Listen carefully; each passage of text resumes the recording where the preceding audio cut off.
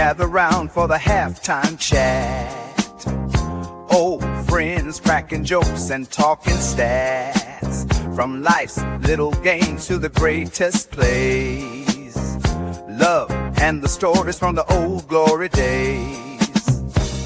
With Philly's heart and Coach Edd's cheer, we break it down every moment, dear. Life is a team and we've got the plan. Sports, love, and laughter, that's who we am.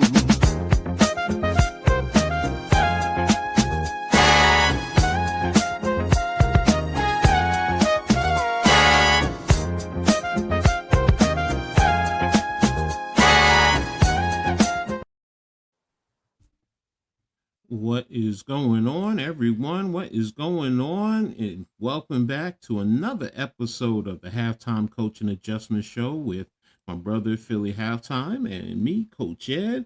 Excited to be here to join in with everyone. Got a good stuff to talk about today, so I hope everyone is well.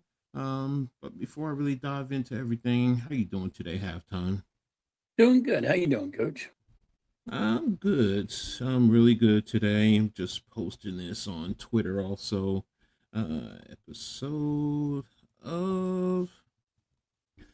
But yeah, we have some good stuff to talk about. So a good question of the day. Y'all know me. I come up with some doozies for you. I even had that with my family, so... we've been going back and forth since about 9 o'clock this morning with the question of the day that I posed to them. But yeah, I like doing that. And sorry guys. Oops. Why isn't it coming up? Here we go. And me. And got the link, and there we go. Posted it on Twitter. Sorry. I'm all tapped in there.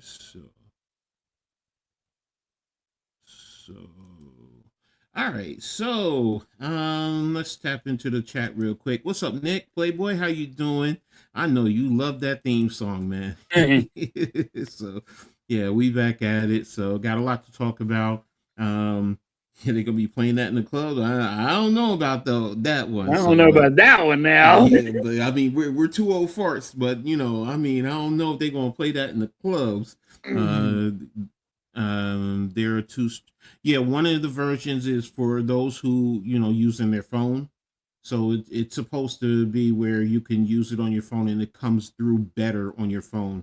And the other one is standard practice on YouTube and all the other platforms. So what's up, GJ DK? Thanks for tapping in, brother. DK's in the building.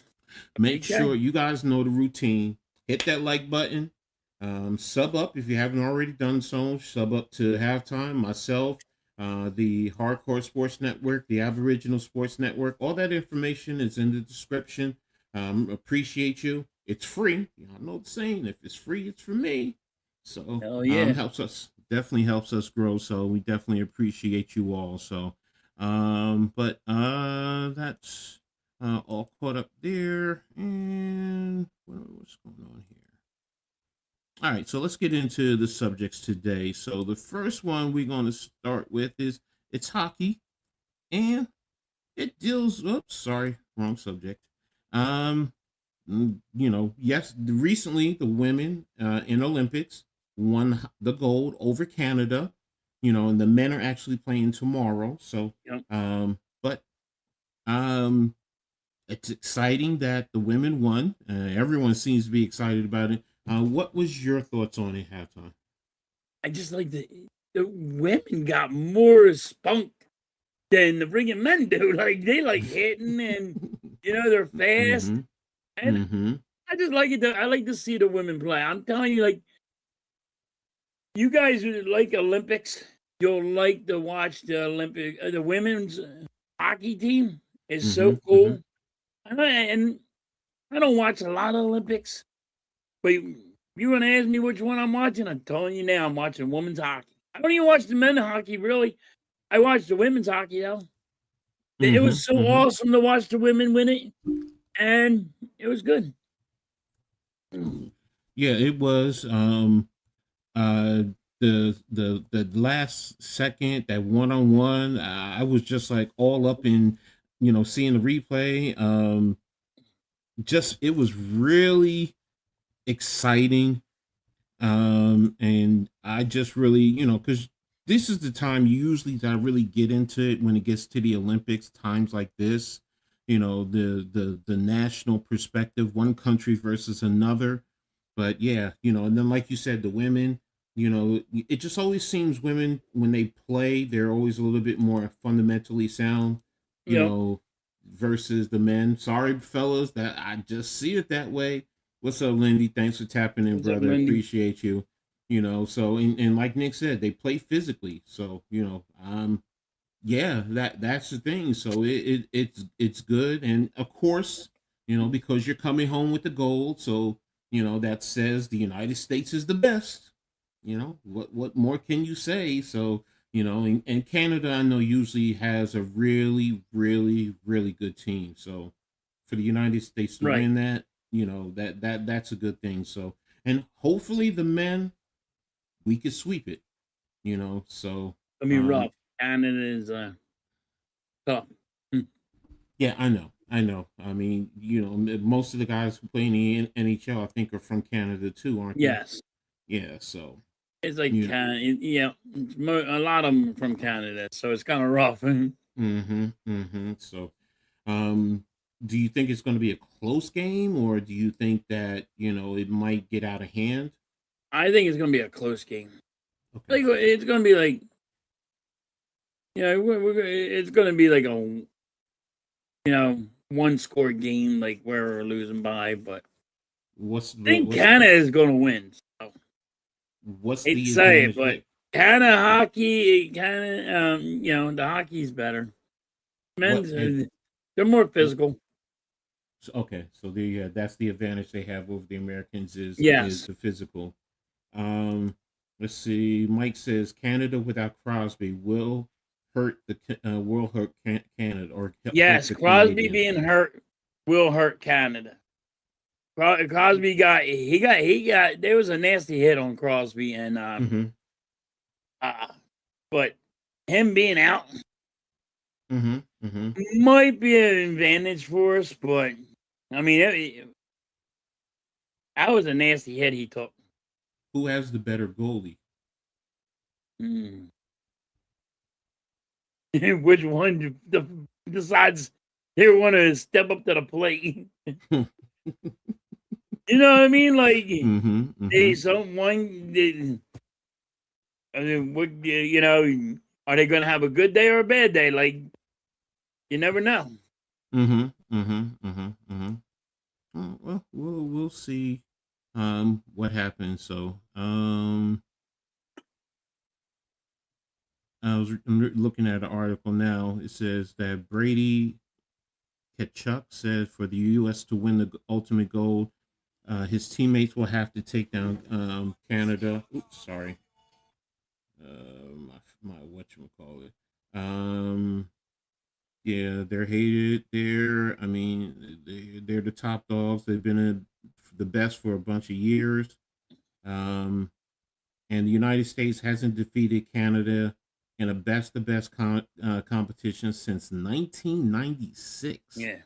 Wow, We're not I didn't winning. know that. I really don't have the U.S. winning it. I have Canada winning it. Yeah, it looks like I it. think it's Yeah. going to be like 3-2. Okay. Okay. You know, Okay. Yeah, but I I got have you. Canada winning. Even without Crosby, they're going to win it. I Canada got is you. great for hockey. Yeah, no, I get it. I get it. So that's understandable. So, but we'll see tomorrow morning for those of you who want to tap in. And follow along. You can definitely do. Halftime has been talking about the women hockey for a while. He's been loving it, Coach. I know you're a bigger fan of the W than the NBA. Yeah, that's true. That's true. So, women's sports, look, I've even coached women's football. And Mm. when I coached women's football, the women were much more fundamentally sound. Seriously. They took it seriously and they came out, they took practice They hit serious. harder, man. They hit hard. They come like, you know, you say it's women's sports, but they got that spunk. They got the Mm-hmm. physicality to do it. And you're Mm-hmm. watching them hitting another girl, it's like she ain't lighting up on her at all. And she's like, yo, I'm Mm-hmm. plowing you, and that's it. Mm-hmm. Oh, my medication is coming.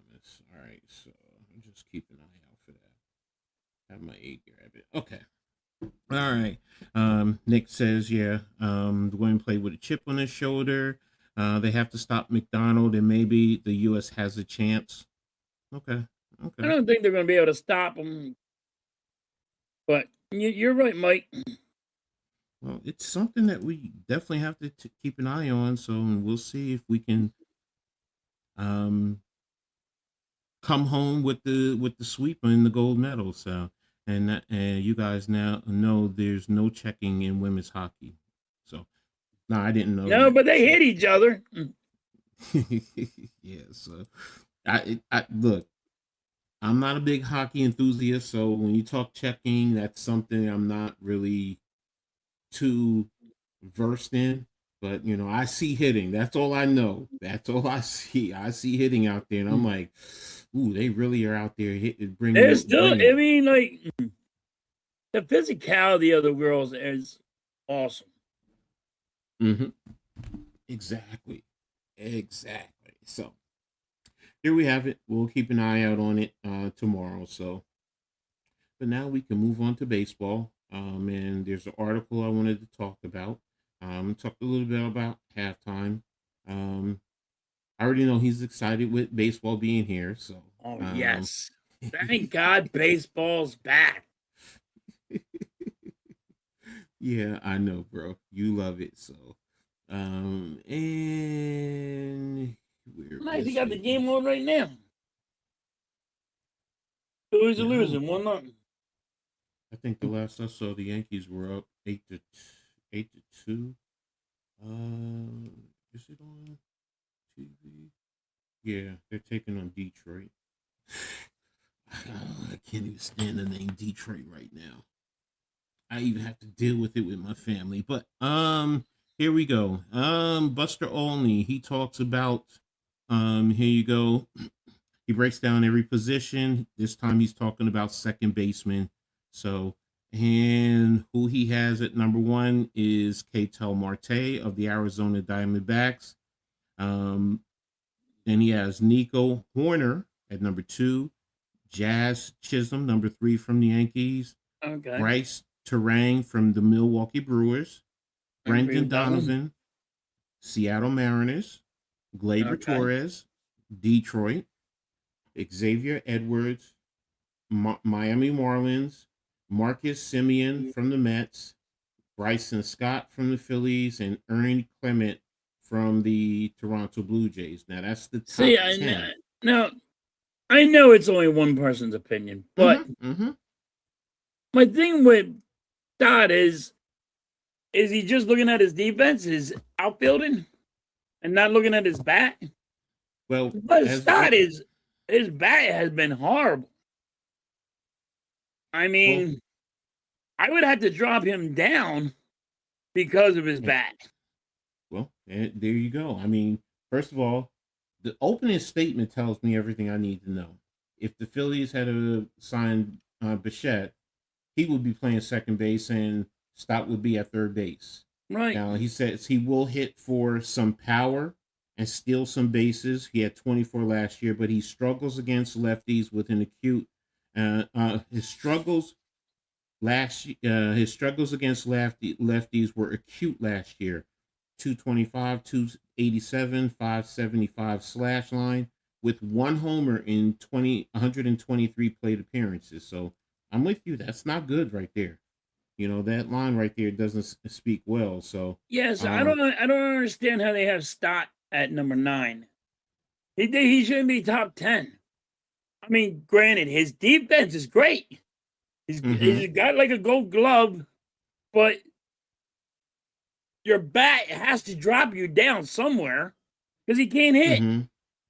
I mean, he's hitting, coach. He's batting like 8th in our lineup. And we know why he bats 8th in our lineup? Because he can't hit the damn ball. Well, let's take a look at some of the honorable mentions. I mean, Jose Altuve, as much as we hate him in Yankees world, he's always been a good second baseman. No, he's a good second baseman.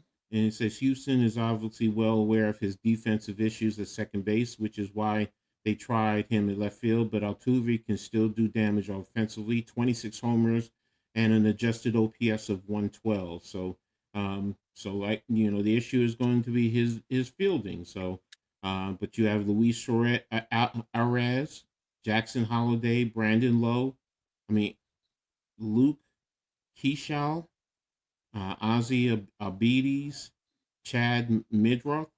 Any of those guys you think should be in the top 10 over Stott?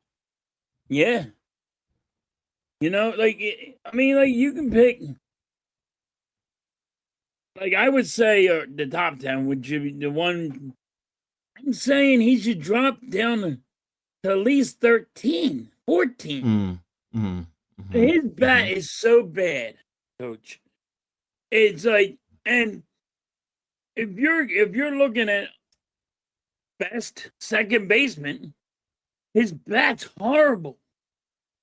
It's just ridiculous. Like, you know what you're getting from Stott. He's swinging at everything.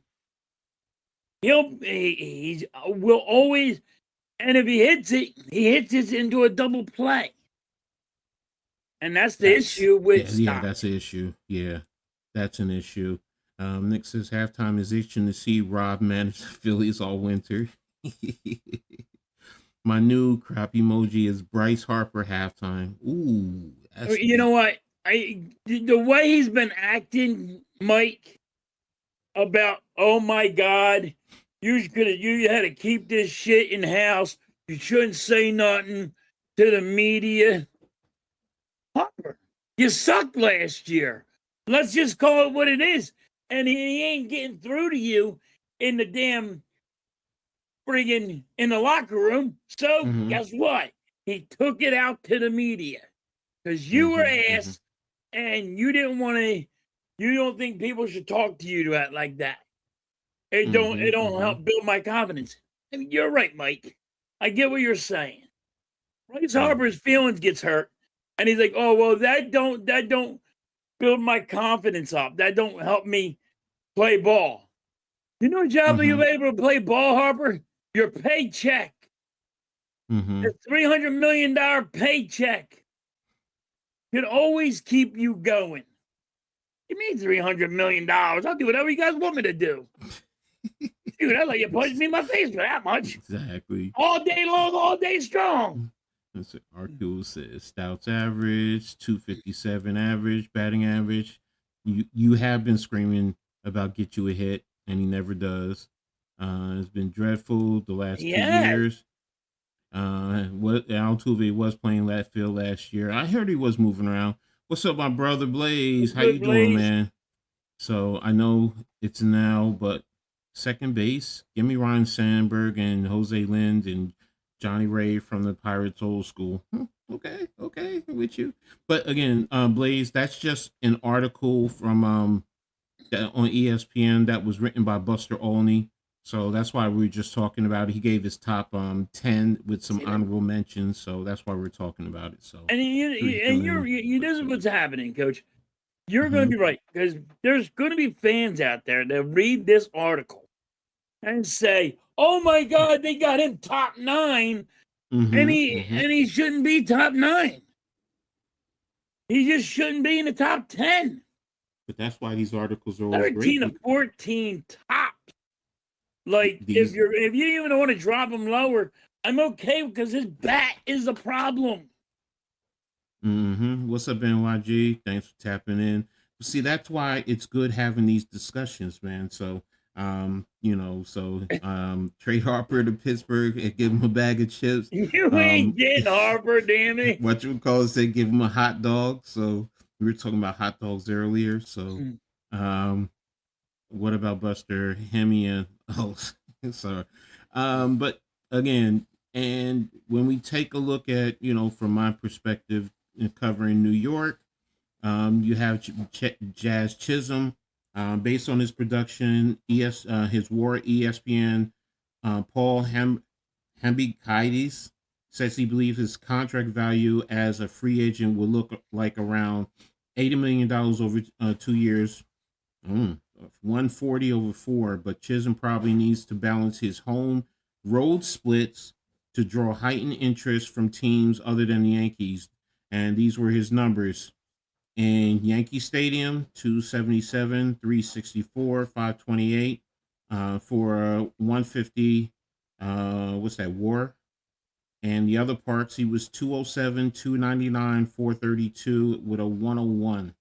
So it pays off. So Chasm is a good player. I mean, I definitely like his play. He's in a good spot. I would agree with his spot that he put him in. Yeah, 3. I don't have no problem with all his other spots except Sty. And I'm the Philly fan here. I'm just gonna tell you what it is. But I like everybody else. I think everybody else is a good fit where they have them.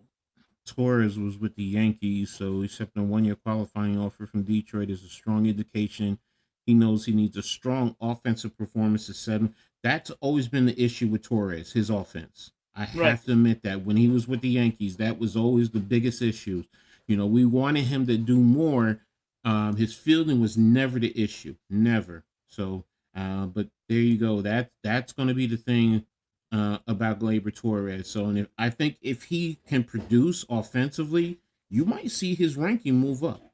I really think that because he does have the tools. He really does, man. I remember one season he was, it just seemed like he was always hitting it out of the ballpark, and Yankees fans were ecstatic. But, but there you have it.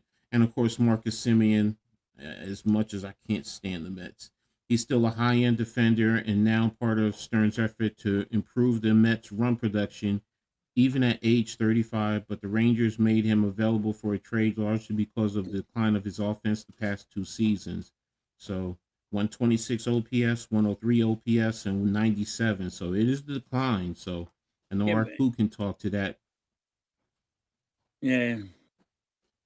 I don't think his where he has his rankings ain't too bad. I wouldn't have him that high either, but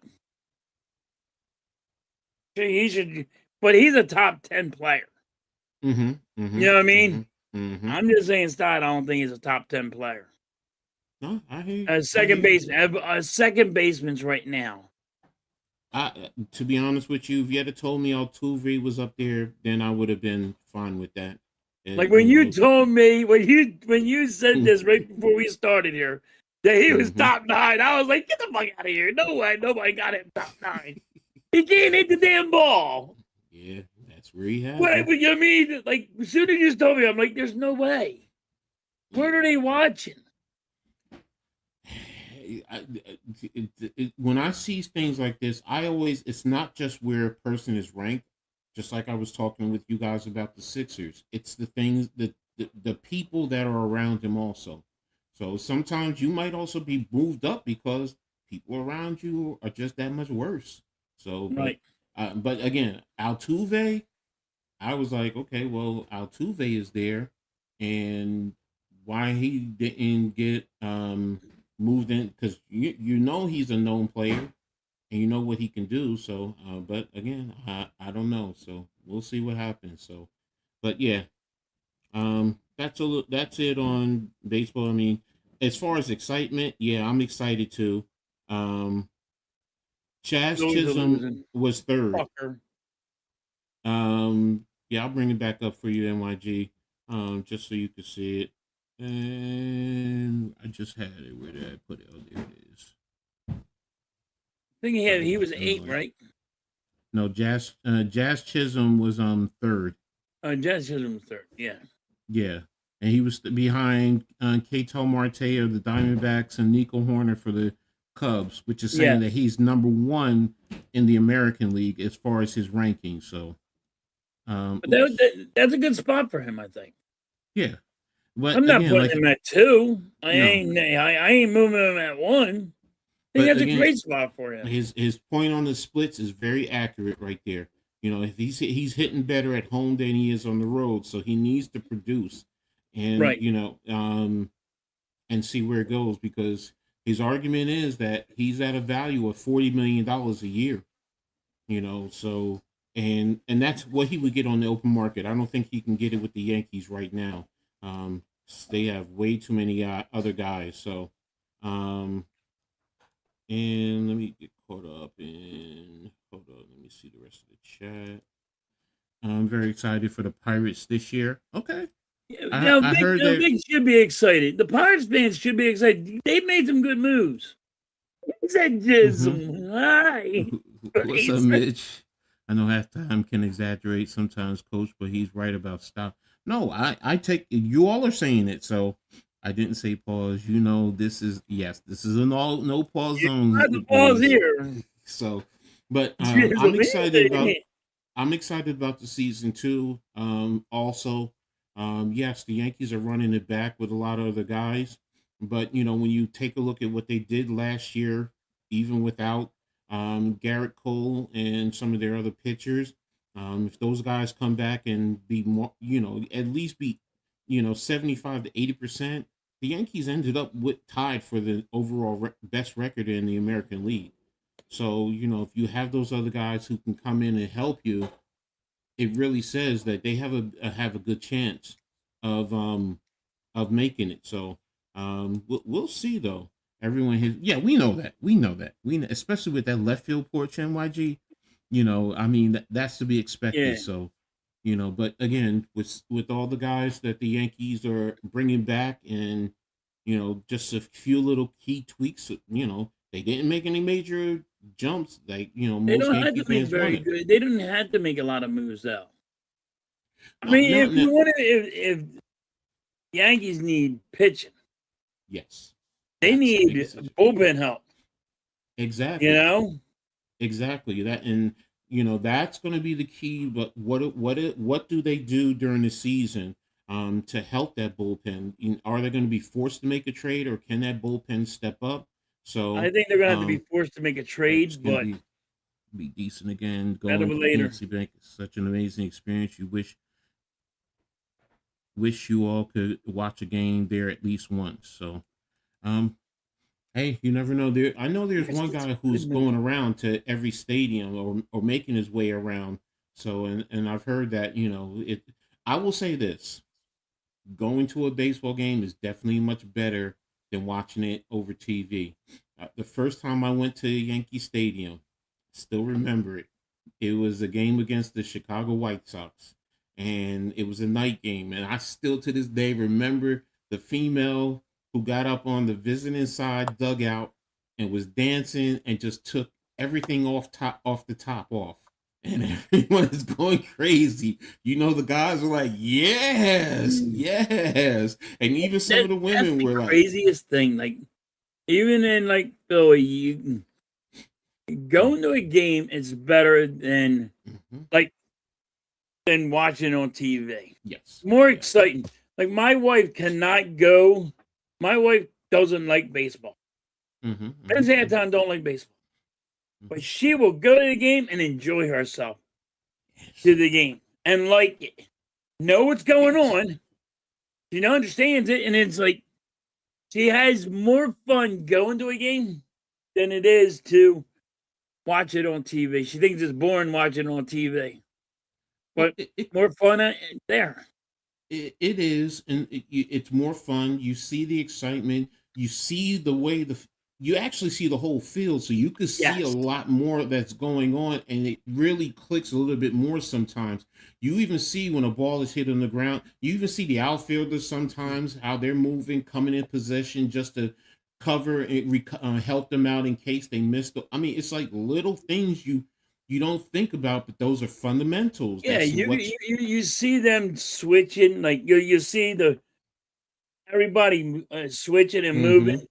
Mm-hmm. They might have to move closer to second base or move Mm-hmm. closer to first base or, you know, and people are like, "Well, how do they know this?" Well, they got a sports card that tells them exactly Mm-hmm. how this player likes to hit. They have Mm-hmm. a sports card. Some people don't even know that, coach. They like, I'm like, Mm-hmm. you see the paper in their back pocket? It ain't a Mm-hmm. love note from their fucking family member going, "Yay, I love you." It's Mm-hmm. showing them where they're supposed to be. You know what I mean? Exactly. So, Exactly. So in that, plus it's also when you go to a baseball game, you don't realize it. The interaction with the people that you're sitting around. oh, It with the it, it fans, yes. Yes, it helps you so much more. I get you with a football game, you're really tuned into the game. You're really not, unless a play is made, you high five people around you. But Right. when you're at a baseball game and you have someone, a senior guy who's been going for years, and he starts talking to you and he's telling you, look, this is what's going to happen. You know, the score, what's going on, the inning, just every little thing is like, ooh, yes, it's yes, and Yes, like but you like, said, yeah, and like you said, the reaction of the fans yes. when they next to you Mm-hmm. or around, they are having nice conversations and all. Yes. Like I always say, Eagles fans, don't take your kids to the Eagles game. Take it to a Phillies game. Mm-hmm. If you take Mm-hmm. it to a Phillies game, everybody is lovable. But when they Exactly. get to football, it's a different thing. Yeah, it is. It is. It But they're is. like the same guy that was, you know, rougher watching the Eagles game is all like nice and cuddly bear. Like, and Mm-hmm. they're all nice people. They're great. And then But like going he to a Phillies says, game is awesome. he said baseball is the best sport live to attend in person. And he talks about being cheaper in comparison to the other sports. Yeah. I don't know. I think It Yankee has right. State. It has risen since, you know. Yeah, the last time I I went, mean, now the oh, standing rooms what $100, yeah, that's what I'm $50 or something. hearing. Yeah, Just to stand. it used to be Ain't $5. standing nowhere. I'm too fat. Too fat. Old. My knees hurt.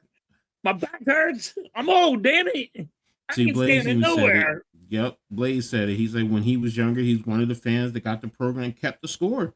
Yeah. Yeah. So I and remember then the back in thing the is, day, you used to sit there, you get a program, you jot your own score down. mm-hmm, How you had it, the hits, and what people did.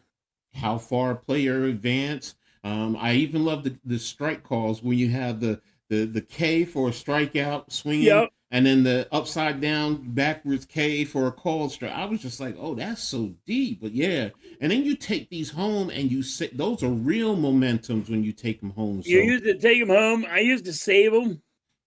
mm-hmm, mm-hmm. Yeah, he did that with his dad too. Yeah, so yeah, you save them, and I was talking to this one old time baseball guy. This was back in what 98, and he was probably in his mid to late 60s, and he had stuff from when he was a kid with his dad, and he was going up to Yankee Stadium and then up to Boston for games, and he pulled out, car and loads of them. And he's like, yeah, I went to this game. I did this. I kept it. And I'm just like, oh, wow. It's a deep thing. So yeah, baseball fans, through the course of time, they really get into it. So, um, it's interesting here. I'm just looking at the Yankees. They're up I'm 10 to just watching. 2. I'm just looking at the Phillies right now getting Yeah. their ass kicked. Yankees are up 10 to 2 in the 7th. And, Toronto's winning 3-0. yeah, so I mean, this is only the second one, so I know it's gonna. But yeah, I'm excited. I want to, see. I'm gonna be watching a lot more games this year, to see how the Yankees do and see if I can get back onto. I'm just not gonna follow the analytics. I'll probably be watching with no volume on, because I don't want to hear the analytics. I just want to watch the game and enjoy the purity of it. So An NFL game is $300. They both expenses, yeah, but baseball's cheaper. I went to Yankees versus Oriole, and it was $30. Now you're talking. Now you're talking. See Yeah. yeah, that's good. So I remember when the Yankees in '96, when they were going to the World Series, during that playoff run, I was there every game except for the World Series, and I was sitting all upper decks, down behind the bench, behind the pitcher's mound. I hate behind. I mean behind the catcher. Sorry, I hate that spot. I know some people love it. I hate it. I'm just like, nah. My brother got to go to the Phillies and Toronto game. Mm. Not in Toronto when it was here. Mm-hmm. And freaking then he lost in Toronto. Mm-hmm. Man, did he hate Mitch Williams? He used to love him, but then when he lost, then he freaking hated him. Oh yeah, Dude. Mitch Williams was just so. He was too wild. That's why they called him Wild Thing. Yeah, I know. You didn't know Yu-Gi-Oh, coach. The batter was scared to get hit with the ball. I'm like, dude, he's throwing 90, 100 miles an hour, but he's going to hit me. He can't keep control of it. That reminded me of that was Kruk. That one time where he switched sides because who was he going up against? Was it Randy Johnson? I think it was in an All-Star game, and he switched the other side and turned his helmet around because oh yeah, because of the earpiece. Yeah, and he turned the helmet around like this. Yeah, and they said he wasn't allowed to change helmets. So he said, "Wait, I'll put it behind it like this. I still got it." Exactly. I remember that. Yeah, so I was just like, yeah, Randy Johnson was, but he had great control. Oh, he missed him. Wow. I missed the tag there. Sorry. But yeah. Randy Williams, man, yeah, and then when he pitched, always falling off of the plate. It was just like you always thought he was gonna fall flat on his face. I always thought he was gonna fall on his face. And the way he ran. Pitch. No, after he threw the pitch. Yeah, and then coming off the mound, and then it was just like, okay, I'm like, is he gonna fall? Is he gonna fall? So yeah, I love those. I love good baseball, especially live. So, and hopefully this year, hopefully my Yankees will do better. So we'll see. Wow, now it's bases loaded. Bases loaded, 2 out. So Phillies can't do nothing. Randy Johnson hitting the bird still. Oh yeah, you're right about that, Blaze. I forgot about that. What was that one? Randy Johnson hitting the bird still might be the longest thing during a sports game. That bird exploded. Yes, I forgot that about was on that. ESPN for how many years? Yes. That's still on ESPN once in a while. You'll see it when baseball starts. They show him throwing in that bird exploding. I remember this one lady was like, he murdered the bird. I'm like, lady, he didn't murder the bird. The bird shouldn't have been on the field in the first place. But hey, it happens. I mean, that's something that, what, and look, Randy Johnson does throw pretty hard and fast. So, oh yeah. I wish the Yankees would have had the Randy Johnson from Seattle when he was playing with New York, or Arizona. Maybe we would have won more World Series with him, but that's just my personal opinion. So that's just me. So, how many Pepsis have you had so far today? Huh? How many Pepsis? Is that a Pepsi or a Coke you were just drinking? It's a Coke. How many between the two? It's not running. Listen, Coach. Listen. We on number 7. There you go, bro. No, we on number 7. I drink soda all day long, all day strong. I do you? I mean, hey, I'm more into. Oh gosh, it's gonna be a score. Pass ball. That has to be a pass ball. Yeah. I'll drink any kind of soda there is. I like birch. I can go. No, I can do birch beer. I go crazy for birch beer. Yeah, I can do birch beer, root beer. Those two though, for some reason, I automatically put it in the freezer when I'm about ready to drink one. No. Yes. You got to put it in the freezer. Yes. Yes, a birch beer or a root beer, you got to put it in the Put it in the freezer. Yes. Don't let it explode, but you got to put it in the it's freezer. Yes, exactly. Or if you have the mug, put the mug in the freezer, let it frost up nicely. So Arku says normal Coke halftime. Normal Coke. Okay. Normal Coke. I'm not on no Coke. No, not the other Coke. No. We don't need to be on the other Coke. No. I'm already fired up. We don't need no more of that. We don't need that. Exactly. What's up, John Z? Thanks for tapping in. Appreciate you, man. Halftime about 5 sodas when I met him. Had about 5 sodas when you met him. Okay. There you go. Like they went out to eat, Nick and Mitch. I met them at a sushi restaurant, which I don't eat the shit. So I drank some soda and bullshit with them. Exactly. I remember that. No, Arco, yeah, you're right. The slushy, yeah, you get it cold enough and it starts to get yeah. That's how you have to have it, Arco. You're right. Yeah. Just where it got a little bit of crunch to it. Daryl Strawberry, Dwight Gooden got all that other kind of Coke. Yeah, that's true. That's true. You're right on that one. Yes. Yeah, I remember that, man. That team, man, they were. If those two had a stayed straight, I really think that team probably would have won more World Series. They just seem to have it. Keith Hernandez, Gary Carter, all those guys. It was just. I really thought they were headed, and it just went downhill from there. And I mean, I'm glad we had Strawberry and Gooden on the Yankees when we won some World Series. So, but yeah, I think I did back in the '80s. I thought the Mets were headed in the right direction, and it's kind of ironic. We kill a lot of teams for X amount of years not winning another championship after winning one. And the last one for the Mets was in 1986. Think about that.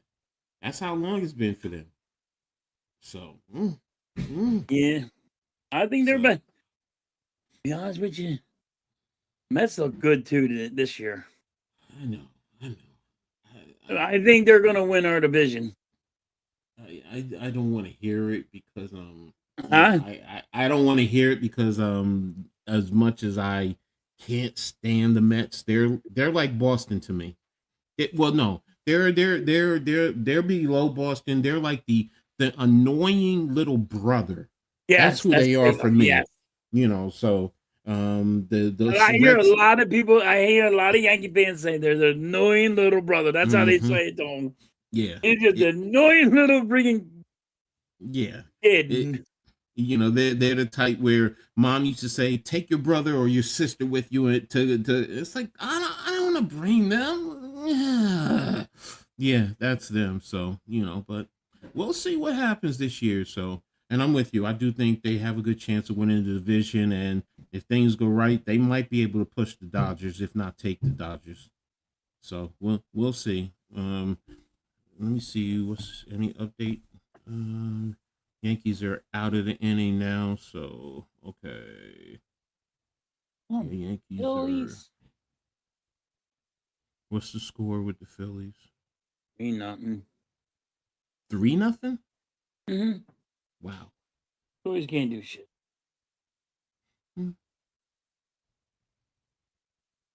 Yeah. Pittsburgh is beating up on Baltimore 8-2. They got Nick Castellanos they showed Nick Castellanos playing. He's playing first base for the Padres.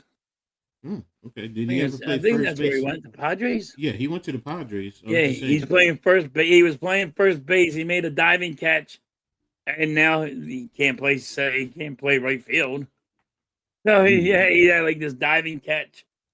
Okay. Who you got in the early Final Four today? Arizona, Houston, Duke, or Michigan?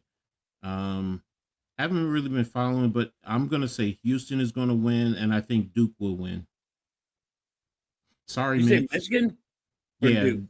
No, they're 2 games. It's Arizona is playing Houston, so I think Houston is going to take Arizona, and Duke is playing Michigan, and I think Duke will take Michigan.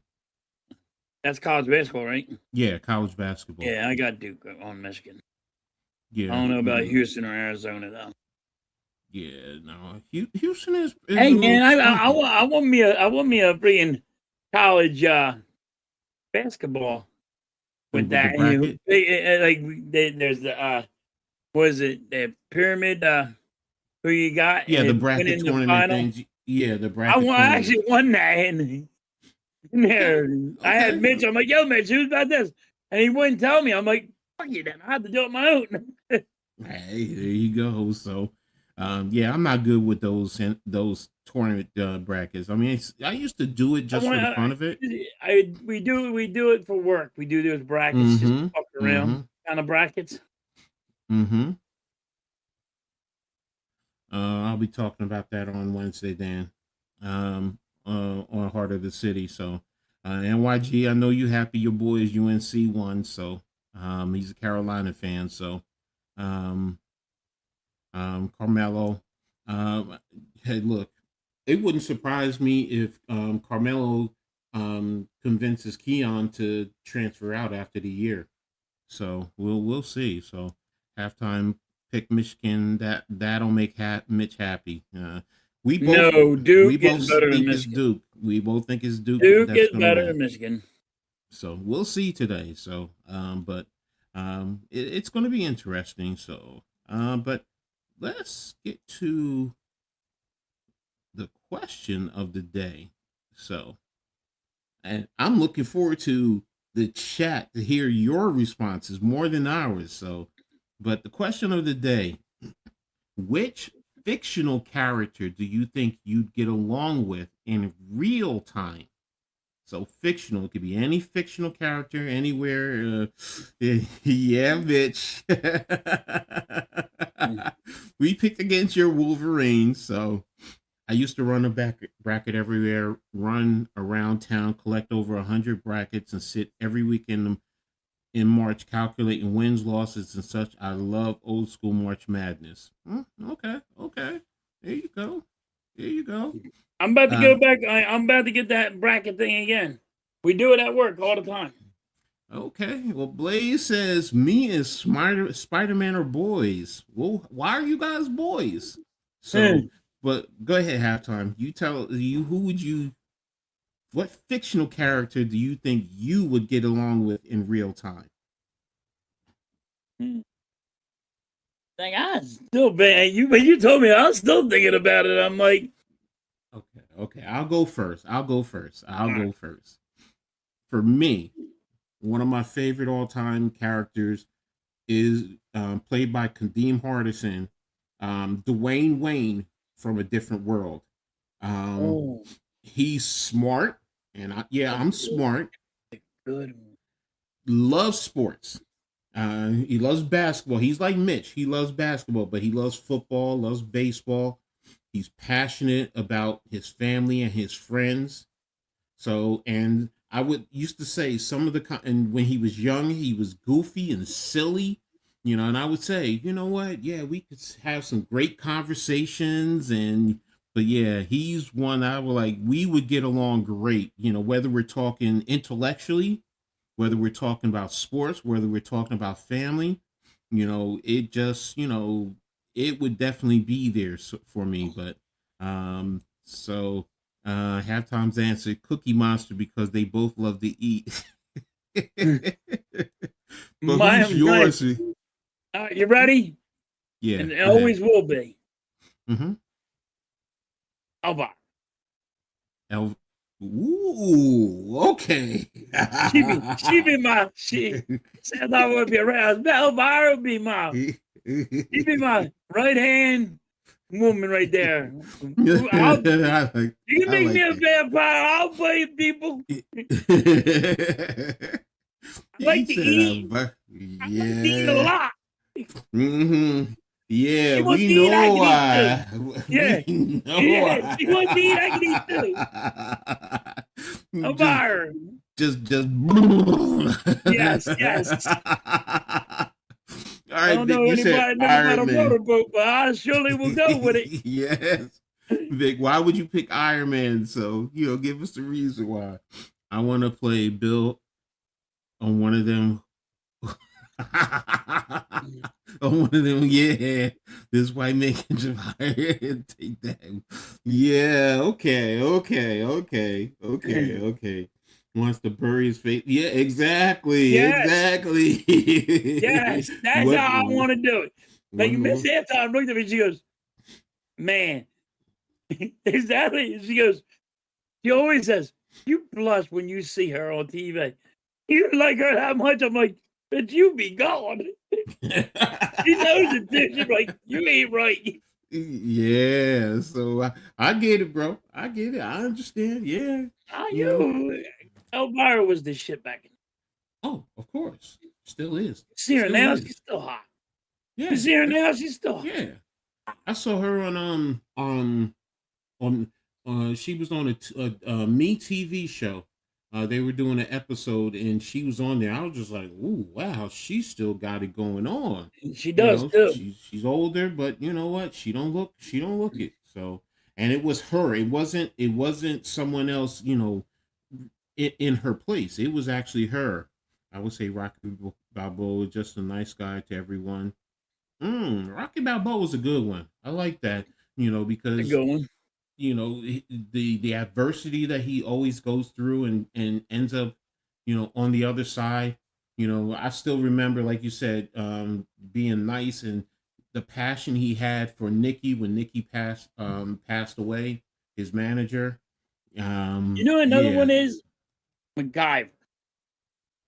yeah, crafty. That dude man came up with fucking bubble gum and freaking duct tape and make a bomb. Mm-hmm. I'm like, yeah, if I could do that, that'd be awesome. Okay, Vic, then you just won me with that one. Yeah, I love me some burgers. Don't get me wrong. Yeah, I'm with you. Oh Burgers, yeah. cheeseburgers, burger. Yeah, you're right. Yeah, You want to call me the Black Wimpy? Call me the Black Wimpy. Yeah, I will definitely love eating burgers, man. What was it saying? I gladly pay you Tuesday for a hamburger today. Yes. So yes, I'm with you. So That was Popeye, right? yeah, that was Popeye. Mr. Krabs, he loves money.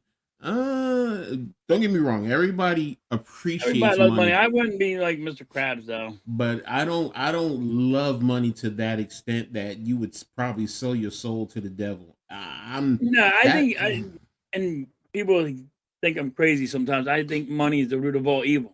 it is. Like It is. you can lose you will stop talking to your brother over money. Mm-hmm. You Mm-hmm. will you will get divorced over your wife over money. Mm-hmm. You know what I mean? Mm-hmm. So I think money's the root of all evil. Yes, money makes the world go round, but it's also evil. Like your loved ones will be separated from you, and you'll never talk to them again over money.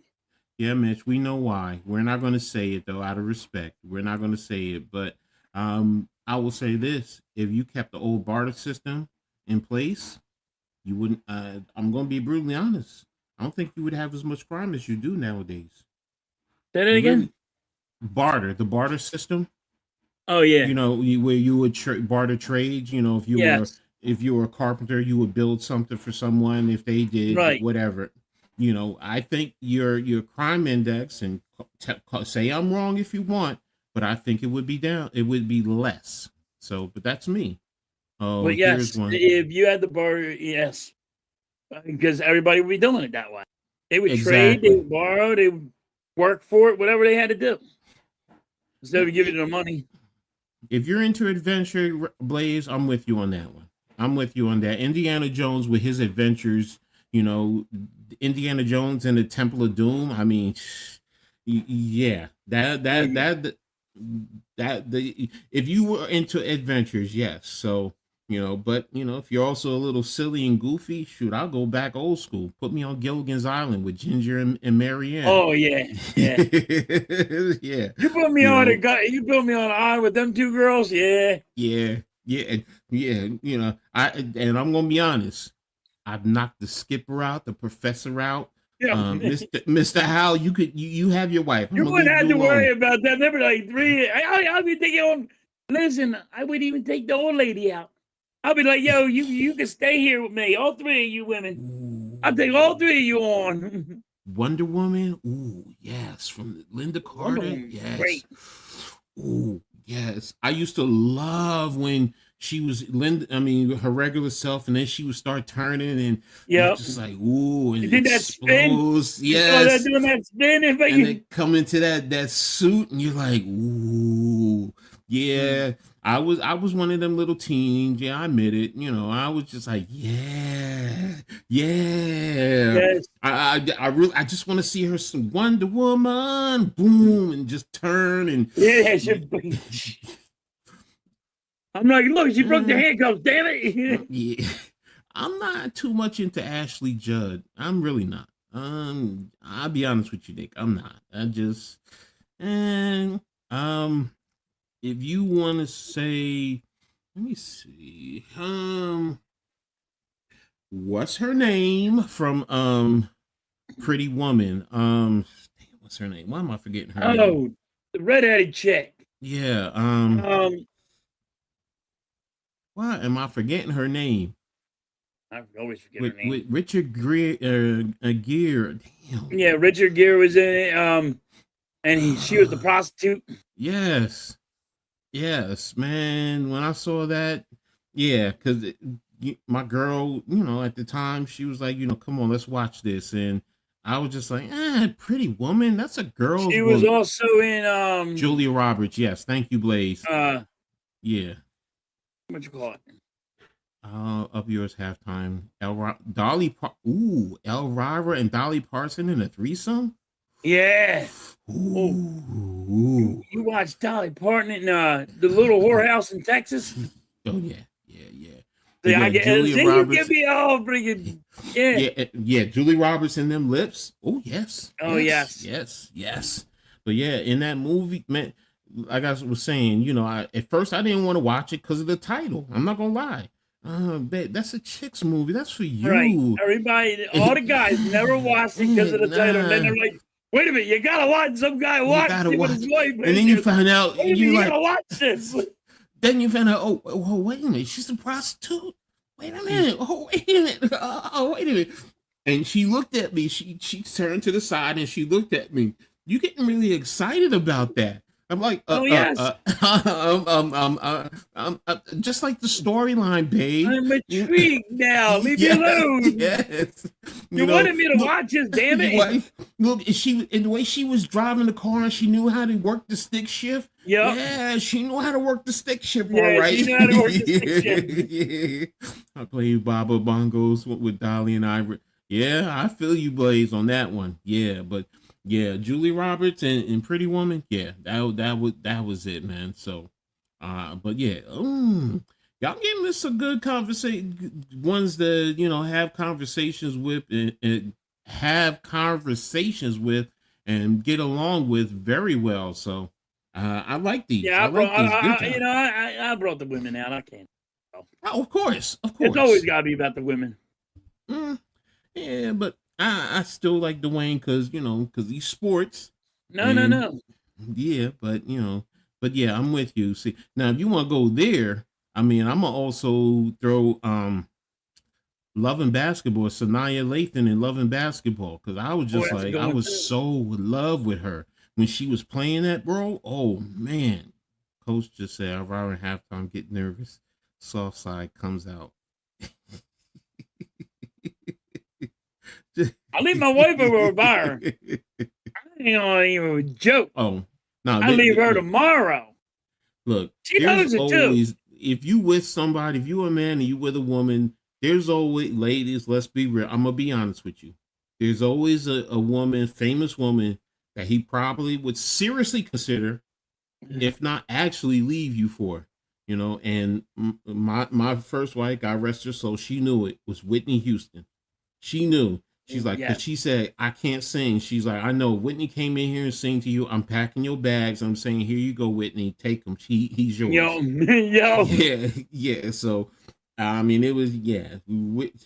I was following Whitney back when I was in high school, man. Oh my gosh. When she came out with that first album, oh man, I got in trouble behind it with one of my girlfriends.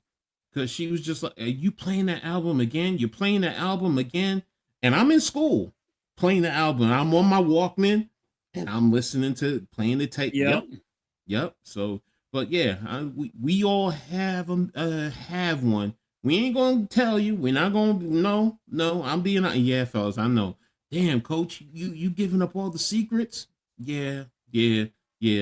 But guess what, ladies?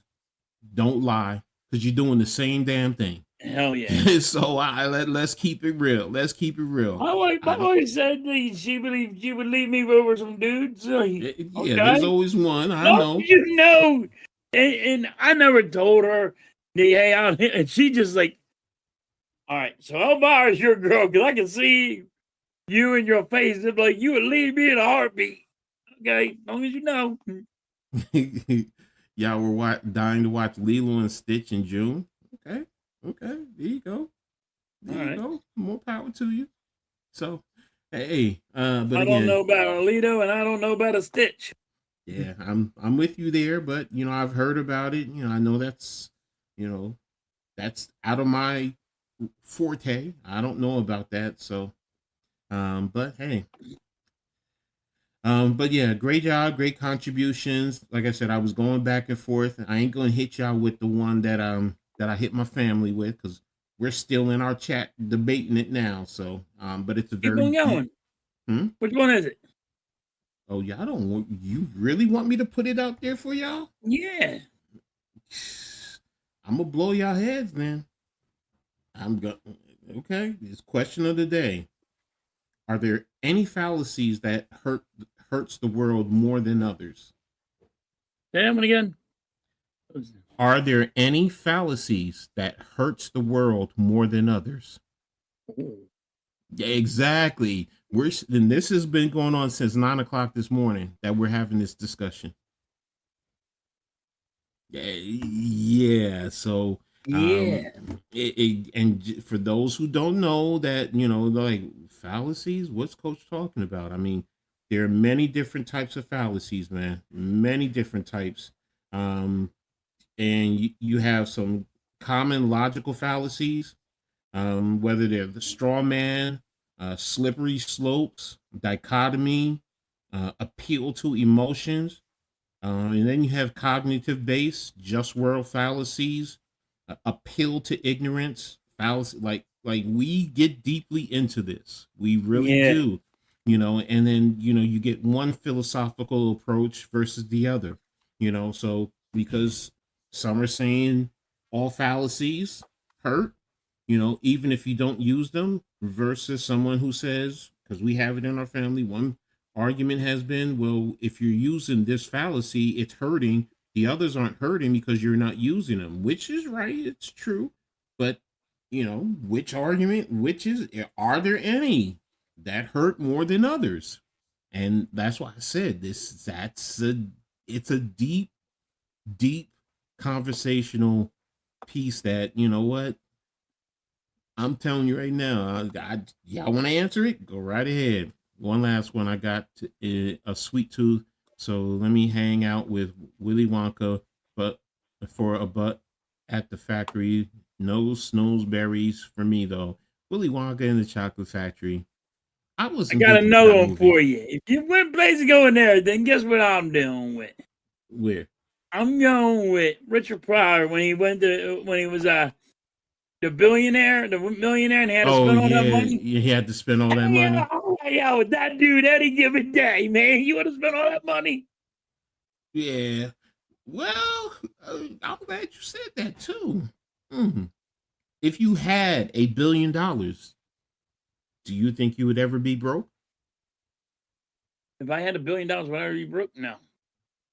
Okay. You know why, Coach? And people are looking at me, and this is going to be the serious truth. As a man right now, as a working man, I would never be, if I had $5 million, I would never be broke because I know how to live on my means. I know how to live poor. I know how to live. I don't have to spend all my money and all fancy cars and all that. I wouldn't, showboat the money. Even if I have $1 billion, I wouldn't be doing that because I know how to live on my means. I know how to live. I don't have to have that $20 million house. You know what I mean? I don't have to have that mansion. I don't have to have those fancy cars and all that. I would just be retired and not do nothing. But here's the thing, because I pose that question. I've thought about that question. When you get the Powerball or whatever close to, everybody like does. if you win it, what would you do? And it's like, the first thing I say is, okay, well, you got to look at family. So you're gonna give family some of that money, so it's coming off. So it's like, well, how much would you give each person? Like I already said, my parents, they don't have they have unlimited, so they just tell me what they want, and I'm gonna go get it for them and whatever. You want a house? I'm gonna get you a house. You want to go take a trip around the world? I got you. I'm not giving them money. I'm taking care of them. Like Right. my siblings, I'm like, okay, well, I got wait a minute, Cedric, Derek, Matthew. Yeah, I got 3 brothers, 1 biological sister, and a stepsister. Then I got my daughters. Then I got my granddaughter. Then it's like, okay, and if I give them X amount, then I got my nieces and nephews. So and I'm talking, so, and this ain't even secondary. This is just immediate. So it's like, damn, first of all, how much do you give them? Then after that, I'm going to look at, like you said, because, I'm going to do investments because I want passive income coming along. Because, look, you know what? Yeah, you may have that money, but, me, I'm not living above my means, but You it's ready like, for this one, Coach? I couldn't do it that way because of this. I have 5 brothers. I got 1 sister. They all got kids. I got it. Ready for this one? Nieces and nephews. I'm at 38. See, but that's my That's point. 38 nieces and nephews. They got 2. They got 3. Like so it goes into how much you get. How much you like get? how much you gonna blow? Are you going to give your brothers and member? sisters all the month, 1 month, and say you pay your nieces and nephews? Because I went through this. I'm like, all right, do I just tell them I'm gonna give you XYZ a month? Like if I got $1 billion, if I say I'm gonna give each of you $100 million, all right, y'all do whatever, or $50 million, whatever. Y'all do whatever you want. Take care of your family. I'm not taking care of your family. Don't come back to me and ask me for any more money. And then from there, I'm living my life. Taking care. Well, you can do that. You can do that. You take $5 million and say, here's $50 million. Here's $10 million each. And say, here, call it a day. You take care of your family, your kids, and whatever. See, and Blaze comes up with a different. Good point, Blaze. What about charity? Thank the Lord. So it's like, okay, yeah, great point. So it's like, yeah, you are going to think about charity. How much you give to charity. You say half, okay. I'll be honest. Most people will probably say, they're not giving half, but they'll give a good sense. Manipulation is one of those worst fallacies for me. You know what I would get up on charity? Good amount would probably be get a cancer thing because my wife's dealing with cancer, and my dad died of cancer, and my aunt has cancer, and like a couple of my aunts died because of cancer. So I would probably donate real big to that. And that's why it's like, for me, if I had money like that, after take care of my family, charities, I'm putting money investing because I want to live off of passive income. Let the others grow. So when I pass on, that money still goes on to my family as the quote unquote generational wealth. But let it work for you. But yeah, it's And I've always said it. Look, if you give me $1 million, I think I can make $1 billion in a few years. If you give me $1 billion, do I think I can push it? Yeah. Yeah. Will I work hard and work crazy? Yes. But you know what? I'm also looking at my family and others in that regard. So it's, what are you using the money for also? Because, some people just want to be Mr. Scrooge. I ain't trying to be Mr. Scrooge now. I won't be Mr. Scrooge, mm. but I tell you, I ain't gonna be like buying no friggin', island, or I'm not gonna buy no friggin' Lamborghini I can't really drive. You know what I mean? Yeah, the Lamborghini, the island thing though, bro. Have my own island. I don't know, bro. I might do that. My own island. Because sometimes people do get on my damn nerves. Now I get myself in trouble. But I'm about to get myself in trouble. I get what you're saying though. Seriously speaking, it's like, what do you need an island for? And sometimes it's like, get away from people. I'll be honest. Yeah, I would to me, I would live around my means. I'm like, I'm not going to sit there and buy a $15 million house and like these fancy cars. You know what I mean? No. Don't get me wrong. I buy a good house, but you know what I mean? Probably like $2-3 million house. I'm not going to buy a $15 million home. As my kids and I talked about, we said we would buy land and build our houses on there. Not close to each other, but like if you had to walk down to my oldest house, it might be a 5-minute walk. So that's not close. But yeah, buy land like that, because that's the point. It's like that's something that you can always pass down and keep in your family. But yeah, I'm with you. A $15 million mansion for what? For what? But like now, me and Mrs. Halftime always talks about it. Like if we had over $1 billion, what would you buy? We would buy and we've always talked about it. We would buy a house for her parents, a house for, our relatives, and we're just leaving a cul-de-sac the whole, exactly. You know what I mean? The whole clique, and that's it.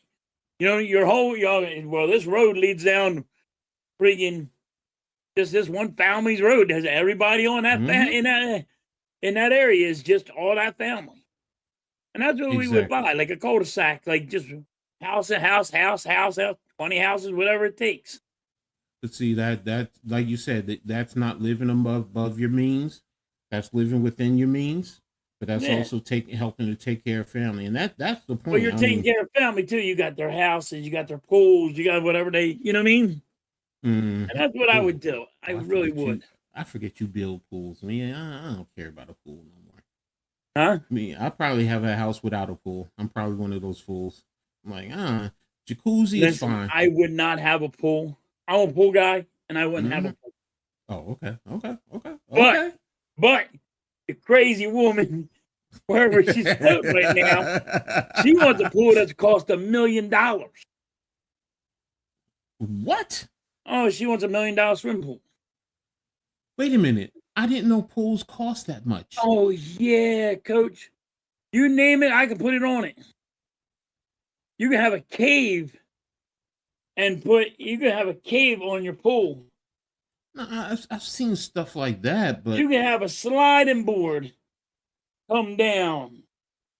You can have anything your little heart desires. I can have a big ass waterfall, like hot potato chips. I built a swimming pool for him, right?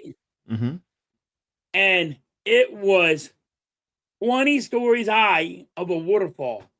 It's a pan waterfall. Waterfall goes into another one, another one, another one, another one, another one. There's 7 freaking waterfalls going into this pool. Because hot potato chips, dude, got so much money, he don't know what to do about it. They put a mountain in the backyard. Because he had a cave, too. Wow. So you swim into the cave. When you swim into the cave, you got the waterfall going like this, and then you swim into the cave underneath the waterfall. That's stuff that I never would have thought of. I'm going to be honest. Oh, yeah. You can do some crazy, they got some crazy shit. What's up, Rafael? Al Capitan Rafael Fucho. What's up, amigo? ¿Cómo estás? Wow, man. Like you got me. like I'm like, she wants to build some crazy shit. I'm like, man, no way. I never thought I get done. I'm retired. could I go ain't to doing that. no more of that. $1 million for a wow. $1 million. Wow. There's one company, Wow. Coach. There's no lie. There's one company up North Jersey, right? They Mhm. don't do. They won't build any pool under $1 million. Now this is landscaping, the pool, the landscaping, and everything. A basic pool, nothing on it, $1 million. They do all the landscaping. They do everything. I just And guess what? People buy it. no, I get it. I never thought I pools don't could get be it because that. it's a basic pool. I don't get it. No. What I mean is, people buying it. Yes, I get that. I'm just saying, I never thought pools would cost that kind of money. Oh yeah, yeah. Wow. Oh yep. And I had with that one pool company, and they'll have like a cave and a waterfall, and they put a mountain in the backyard. Guy, get a mountain put in your backyard. A mountain. For what reason do you need a mountain for? I don't care, bro. I think I think if I had that kind of money, we might be going into business, bro. Because if they're paying that kind of money, yeah. Oh yeah. No lie. $1 million, and they Yep. only spent $1 And they million just or more. Wow. Oh yeah, $1 million. Oh yeah. Wow. Oh yeah. Bro. Craziness. Nick says, tell the potato chip guys to stop leaving so much air in the bag and fill it all the way. Yeah, you're right about that. Yeah. It's got to be air because how you gonna pay for all that on them freaking houses he has? Yeah, you're right about that because all that. Yeah, that frustrates me. I ain't gonna lie to you. You get a big bag and you're like, and then you're feeling, you're like, oh man, they really That's why my me. fat ass is always shaking the bag. Like, how much is it here? It's only a third fill. It's only a third full, man. Come on. Yeah, man. it's not even halfway filled. Nah. I'm just like, come on, man. Fill it right. When we grew up as kids, even the quarter chips were at least filled 2/3 of the way up, at least, man. And now are you serious? And you paying XYZ nowadays for a bag? Nah, bro. Nah. You know what? I'll make my own damn chips. And I do that with my granddaughter sometimes. We'll slice the potatoes and we'll fry them up, put a little bit of salt on there, and she loves it. The money y'all making, but man. Speaking of chips, did you reach your hand in the can of Pringles and dump them out to get? Did you dump them out to get? Oh, or dump them out to get to them? Nah, I always reach my hands in. Because if you dump them out and you don't eat them all, then you got to try and put them back all in. I always reach my damn fat hands in there. I just reach my hand. Now, even a bag of chips, I reach my hand in. I don't dump them out. Now, if you want to say I dump out some and eat those and leave the rest, okay. But overall, nah, bro. Not me. I'm not dumping them all out. So, not me. That's me. So, but my kids, I dump them out. That's different. But my kids only get so much a little portion, and then if they want more, then they'll get what you know. Yeah, exactly. So, but let's get back into the subjects now. Let's get into basketball. Both our teams, the Sixers and the Knicks, coming back from All-Star break and took an L. You want me to start or you want to start? You start. With the Knicks. And I understand why everyone is upset. The Knicks took a loss. They've lost all 3 games to the Detroit Pistons by an average score of 28 points. And the game Thursday was the closest one. I think they lost by 15 points. So that tells you how badly they've been beaten. And the Pistons didn't have 2 of their low post players who were starters or key players. So for the Knicks to lose like this, Cade Cunningham went off 40-something points. He dominated. There's a lot of Knicks fans who, I am not subscribing to this. I don't say this. I'm only repeating what I was reading and some of the spaces I was on and tweets on Twitter. But they're to the point, trade Jalen Brunson, trade everyone. Damn. And, yeah. Can the Sixers get Brunson then? But here's the argument. Their Brunson is too short. Teams are attacking him as a point guard.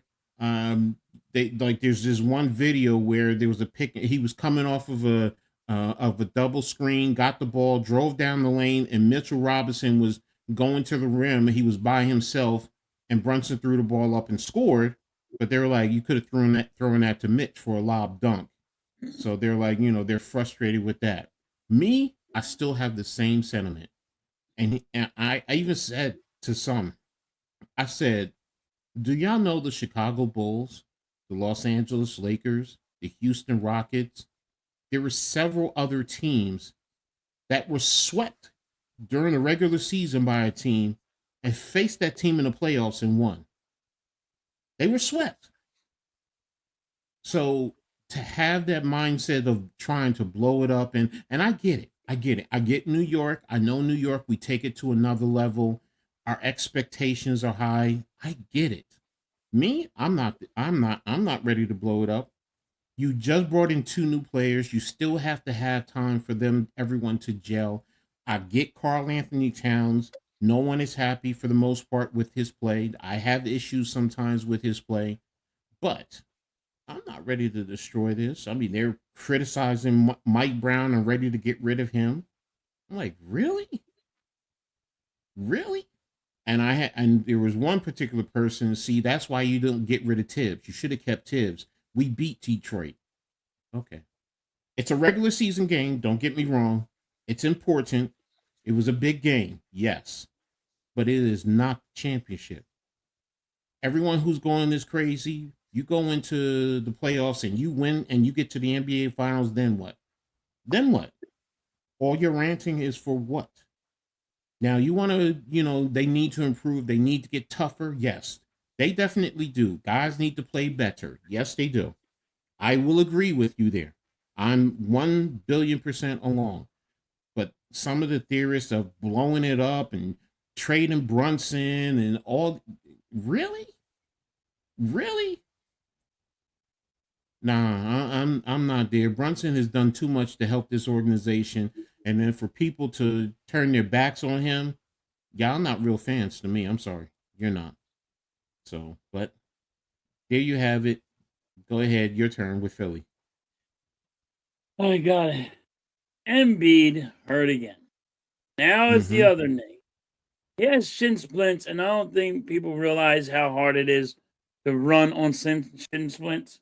It's like that's a soccer thing, but he's 7 foot. He's 230 pounds. I mean, like, it's hard for somebody to run on that. Okay, his other knee problems and all. And people are like, well, shin splints ain't that bad. Yes, it is. You ever have one, it hurts. And you running on it? No. You don't do that. At 230, you don't do it. But once again, Embiid's been out again. He's going to miss more games. And I said 11 games, right, Coach? That Sixers are going to win. I don't even think they're going to win that now because Embiid's out. Well, how long is he going to be out for? People keep on saying, oh, he could have played.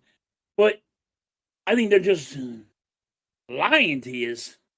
You know what I mean? Because only he's going to tell you that he can deal with it or not. He has to deal with pain.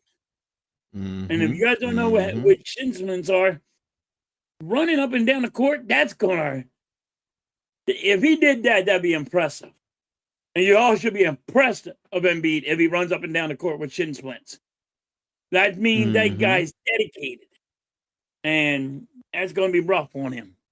But once again, Sixers and, our bench is hurting. Could we made a move and bring in the trade deadline and got some bench players? I've been screaming about that. I think we should have. But people are like, oh, look what McCain did. He played the friggin' Brooklyn Nets. He got 21 points with the Brooklyn Nets. And they're thinking like he just won the friggin', he had the greatest game of his career. Like, people got to calm down a little bit on McCain, but I think the Sixers are in some trouble. And I don't know what's going to happen, but I think they're going to be in trouble. I don't know. I think we should beat the Pelicans, but when we start going on a losing streak, there's a lot of fans that are going to be fucking like starting to panic. And I was already trying to say panic before you guys thought to panic, but it's not looking good at all for the Sixers because we can't stay healthy. And that's where, and every Sixers fan out there, Blaze, Mitch, all said, if we can stay healthy. And we can't stay healthy. It's always something with Embiid. And we built this team around Embiid. That's how you built the team. You built the team around Embiid. You didn't build the team around Maxey. You built it around Embiid. And I think that's what the Sixers have to do now, is build it around Maxey. But it's going to be a struggle. And everybody's going to complain about it's because the McCain trade. And that's going to be their scapegoat. Well, we lost because McCain. We couldn't do nothing because you got rid of McCain. No, you got lost because Embiid can't stay healthy. And our defense, Paul George, does something stupid, missing 25 games. When he comes back, he's only going to be here for 11. And it hurts. And that's the two guys that everybody thought, why we had to stay healthy. Paul George. No, he's healthy. He just got suspended. And that was stupid. And everybody's just now trying to put all the weight on Maxey and a rookie in Edgecombe. You know what I mean? Like, yeah, it does change the dynamic. It's coming to and I hate to say, I don't, like I said, I don't think the Sixers are going to do anything. I think the Sixers, I'm hoping they make the play-in, but I don't think they're going to make it. Because and I don't know how many games Embiid's going to be out for. Yeah, that's going to be key. That's going to be key. I mean, I know I said 46. I know I said 46. I'm still going to stick around there because, if he does come back, but we'll see, because I still say the other teams around you, I still think you have enough to take care of those teams. So, but maybe your guys are right. We'll still see. Nick says Paul Reed lit up. Yeah, Paul Reed lit up the Knicks. Go ahead. The injury bug. The injury bug bites the Sixers again. Well, injury is on everyone, though. But yes, it hits you guys the hardest. It does. Like, come on. Like, Embiid, how many years has he stayed healthy? Yeah. You know what I mean? It's like every year. Like Blaze says, I feel bad for Embiid, though. Like, he's always hurt. So I give credit to Blaze on that because he says it. He feels bad for Embiid. He never stay healthy. There's always something. But it's like this team gets snake bitten by like Paul George being suspended. But it ain't just one thing. It's gonna shit goes downhill, I always say. And you're gonna keep on seeing more shit and more shit and more shit, and you're gonna be like, oh, what the fuck? Why does this happen now? At the end of the year. Yeah, Blaze. It does make me shake my head too. Fans, yes, we invest our emotions, but sometimes we have to take a step back. You said it before, Blaze. Sometimes we got to take the emotion out of things, which is true. Let's see. Nick says halftime can't stand Jabari Walker or Tretton Trendon Walford. Okay. Wolford was Sixers all don't right, want but McCain. he's okay. He's not going to be the piece they put you over the hump for your bench.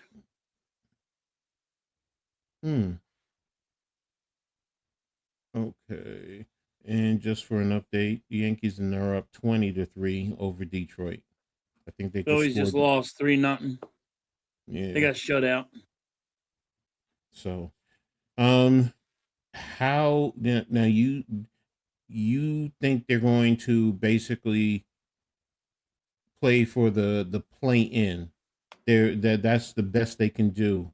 You don't think they're going to get into the top 6? No. And that's really because you don't know how long Embiid is going to be out for. If anybody, if we had Embiid, fine, and this didn't come down to it, I think we would have been way better.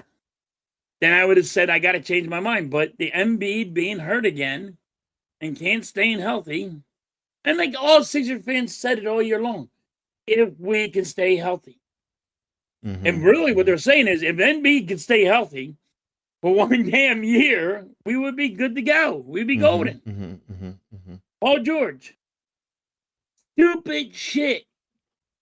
Getting suspended. And I get it. Medical reasons. But there's a process he has to go through. With, that he has to tell the NBA, hey, I'm on this medicine. And they can say, hey, yes, you're allowed to be on that medicine, or no, you're not allowed to be on that medicine. But there's a process he has to go through, and he does not do it. You're making millions of dollars. Do not tell me you ain't got the time to figure out if you're allowed to take that medicine or not. You know what I mean? So that's just idiotic to me that he did something stupid like that. Because now you cost yourself money. You're hurting your pocket. But fuck the fans, you're hurting your pocket. That's stupid on your own. But once again, like I always say, it always bites us in the end. Can Embiid come back and start playing? Shin splints, it takes a while for shin splints even to, heal properly. And Coach, how hard it, Coach, how much that hurts. Running, just running. You could be running on freaking grass. I don't care where you're running.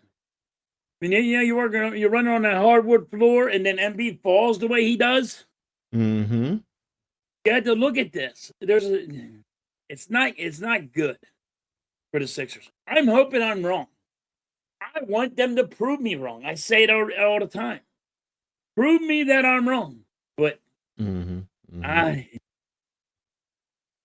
are going to get upset because they think the Sixers are somewhere, and it's not going to, they're not going to be able to do it.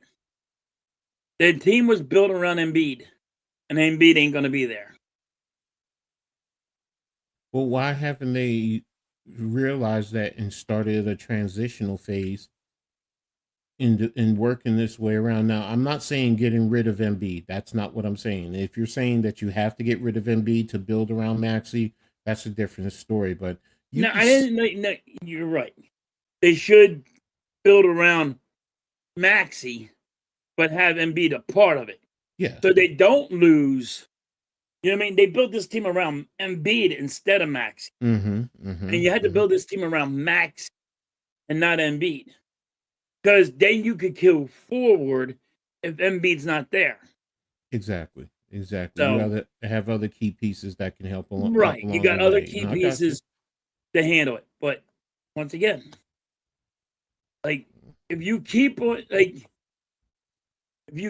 doing the same shit over and over and over again, people say it's like sad. You're going nuts. You're going to go nuts. And that's what the Sixers are doing. They keep on repeating themselves over and over and over again. And people will blame every coach there is.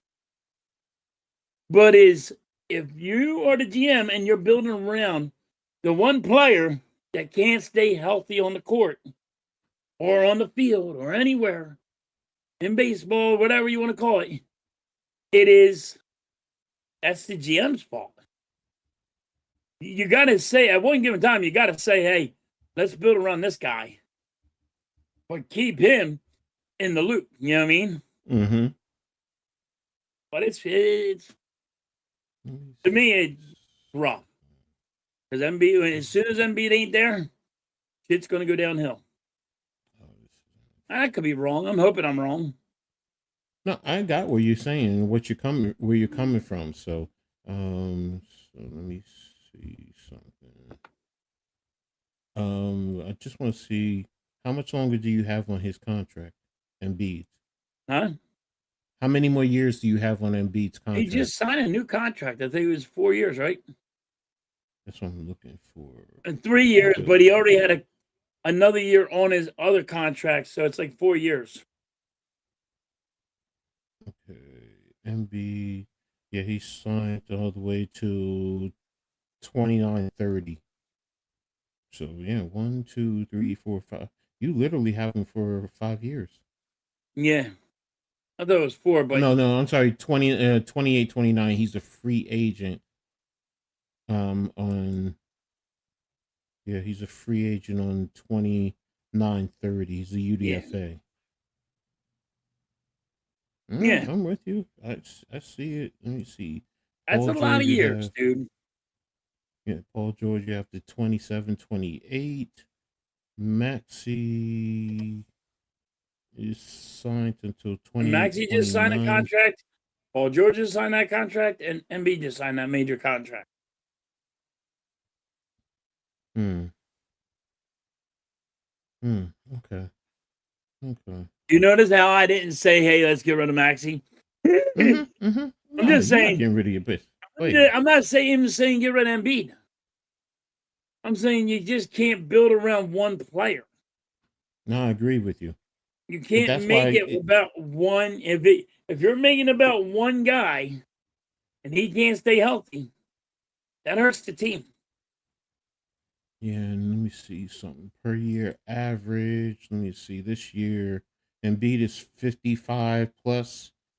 Paul George is 51 plus. So let's just say 51. That dude just lost what, 25 million because of him being suspended.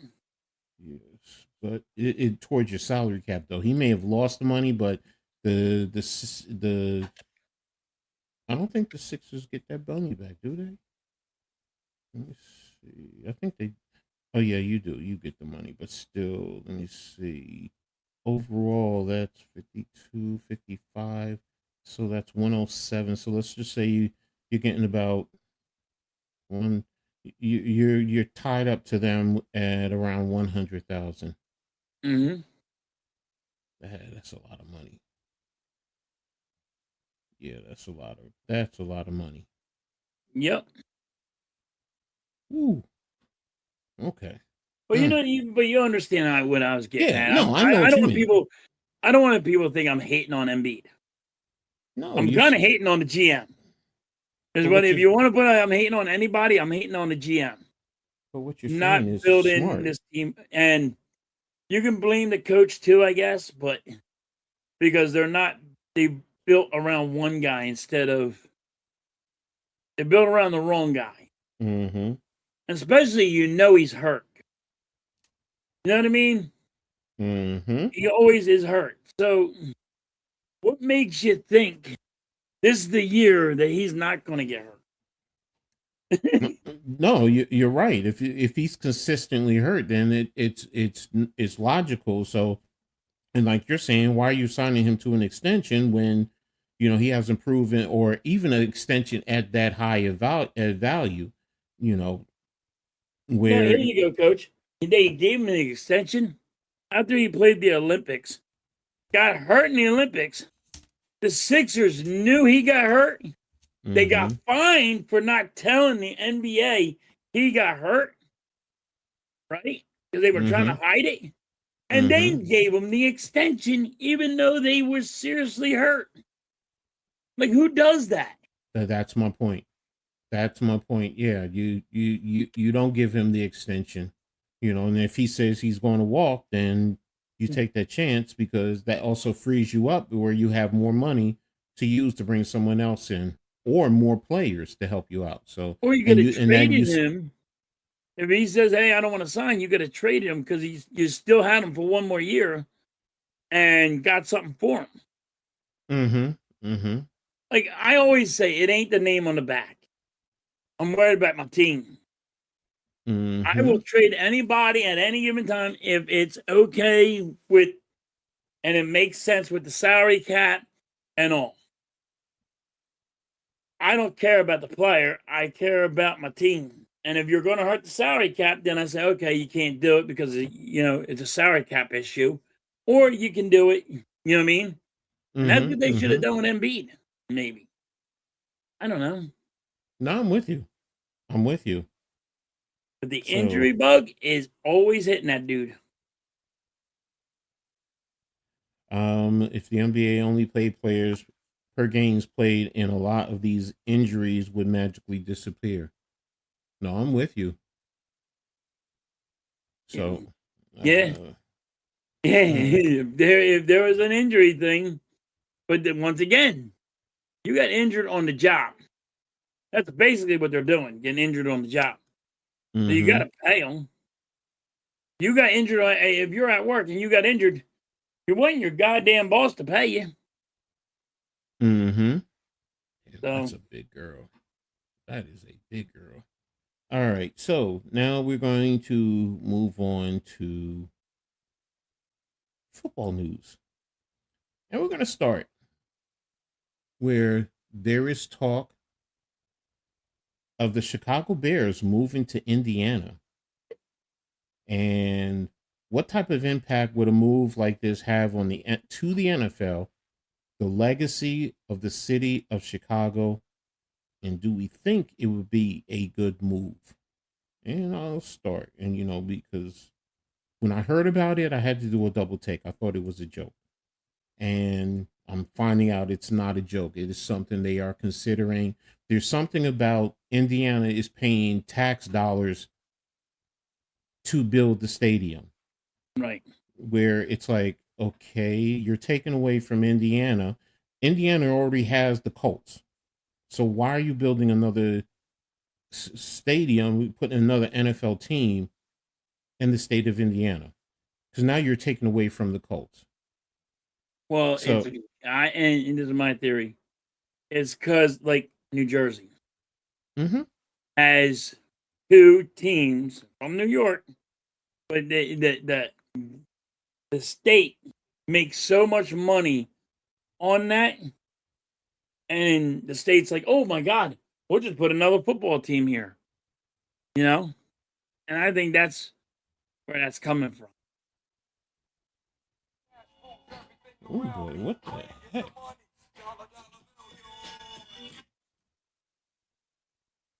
I have it on Do Not Disturb. Why is that coming up?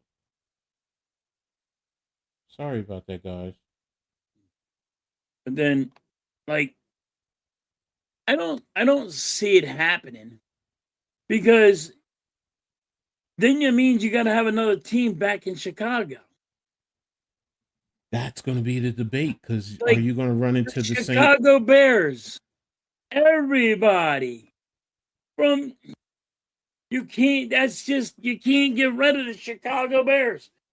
Now, can you bring in give them a new stadium? Yeah. You want to put more teams around?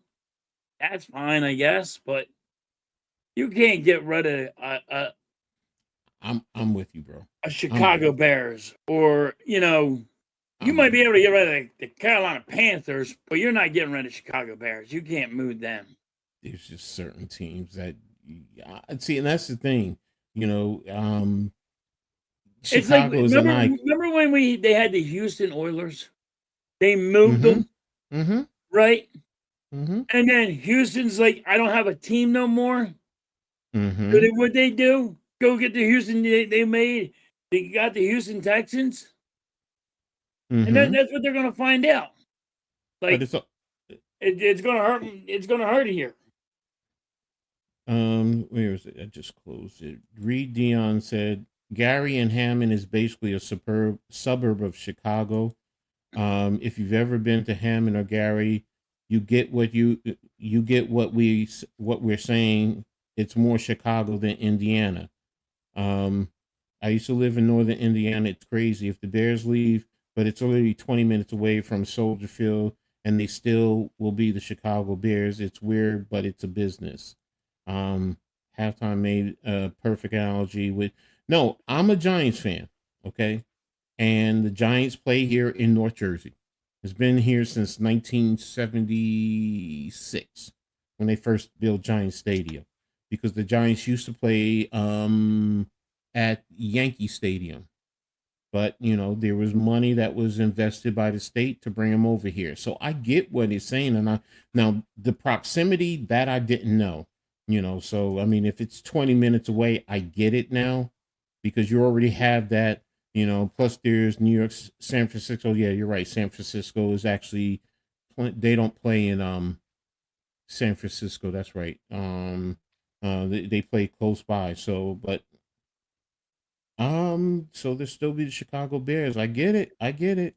I get it. Dallas Cowboys are on New England, Foxborough, Buffalo Bill, Orchard Park, Vegas.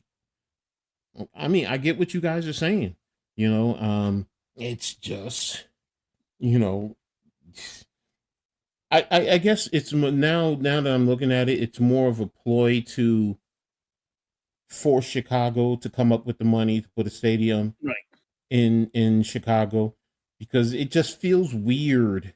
I guess that's really what it boils down to. But based on Even what the Eagles did the same thing, saying that they were gonna move. And Jeff Lloyd got here and said, "Hey, build us a new stadium Mm-hmm. in the city, or we're going to, move on. I'll move this. I'll move my team."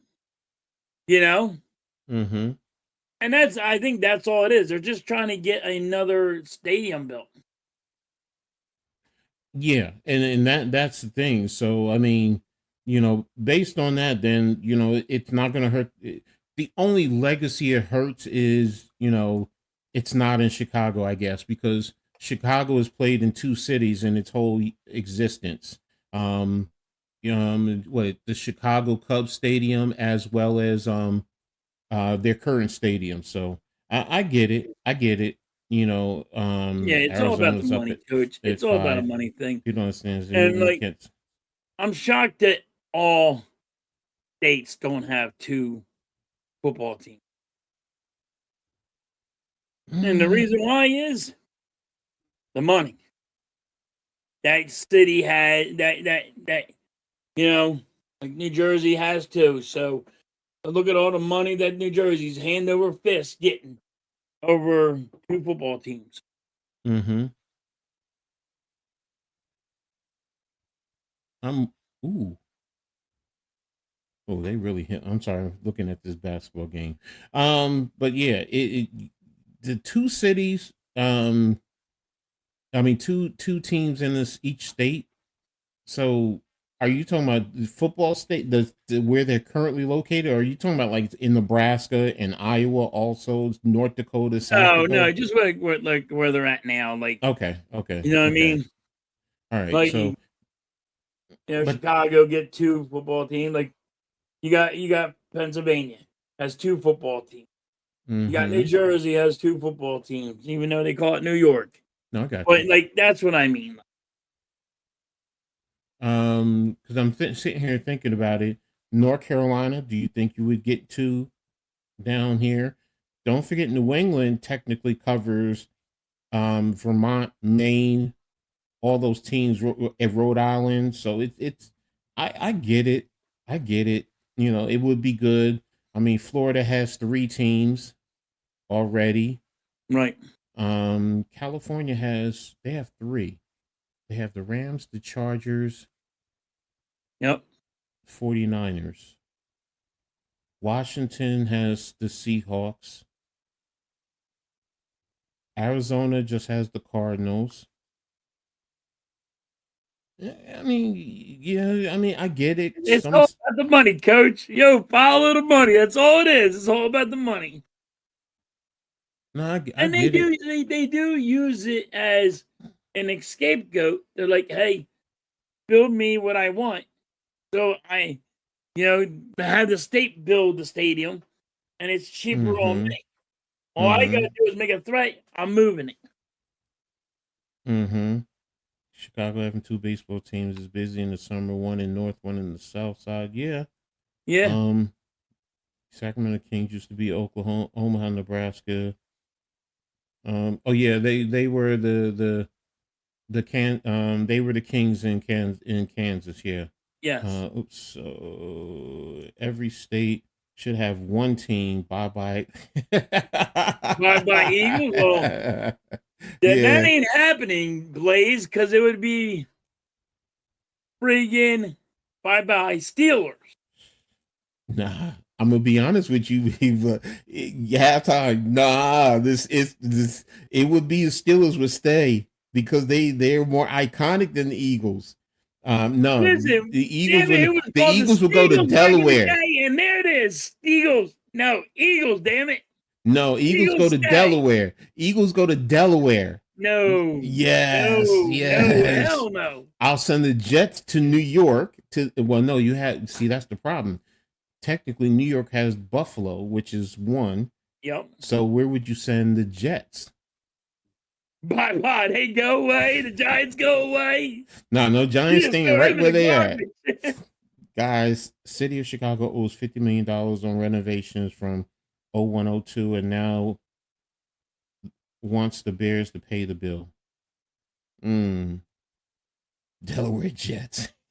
Delaware Okay. Jets. Okay. I'm fine with that. I'm fine with that. That would So, be hilarious if they went to Delaware Jets.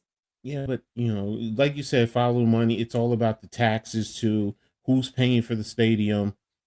Because if you go to Delaware, now Delaware doesn't have state taxes, so Nope. it complicates things. So now the Giants are staying right where they're at. There's no New Jersey Eagles. No. Mm-mm. No, the Eagles can go to Atlantic City 76ers. Yeah. Okay. Oh, that would be hilarious. Yeah, that would be hilarious. Could you imagine moving teams where they currently are to different locations? I Yeah. mean, we have Tom and I dealt with it. First the Baltimore Colts because the Colts were actually Baltimore before Right. they moved to Indianapolis, and then the Cleveland Browns. So where you going? If you go the Jets to Delaware, where are you putting?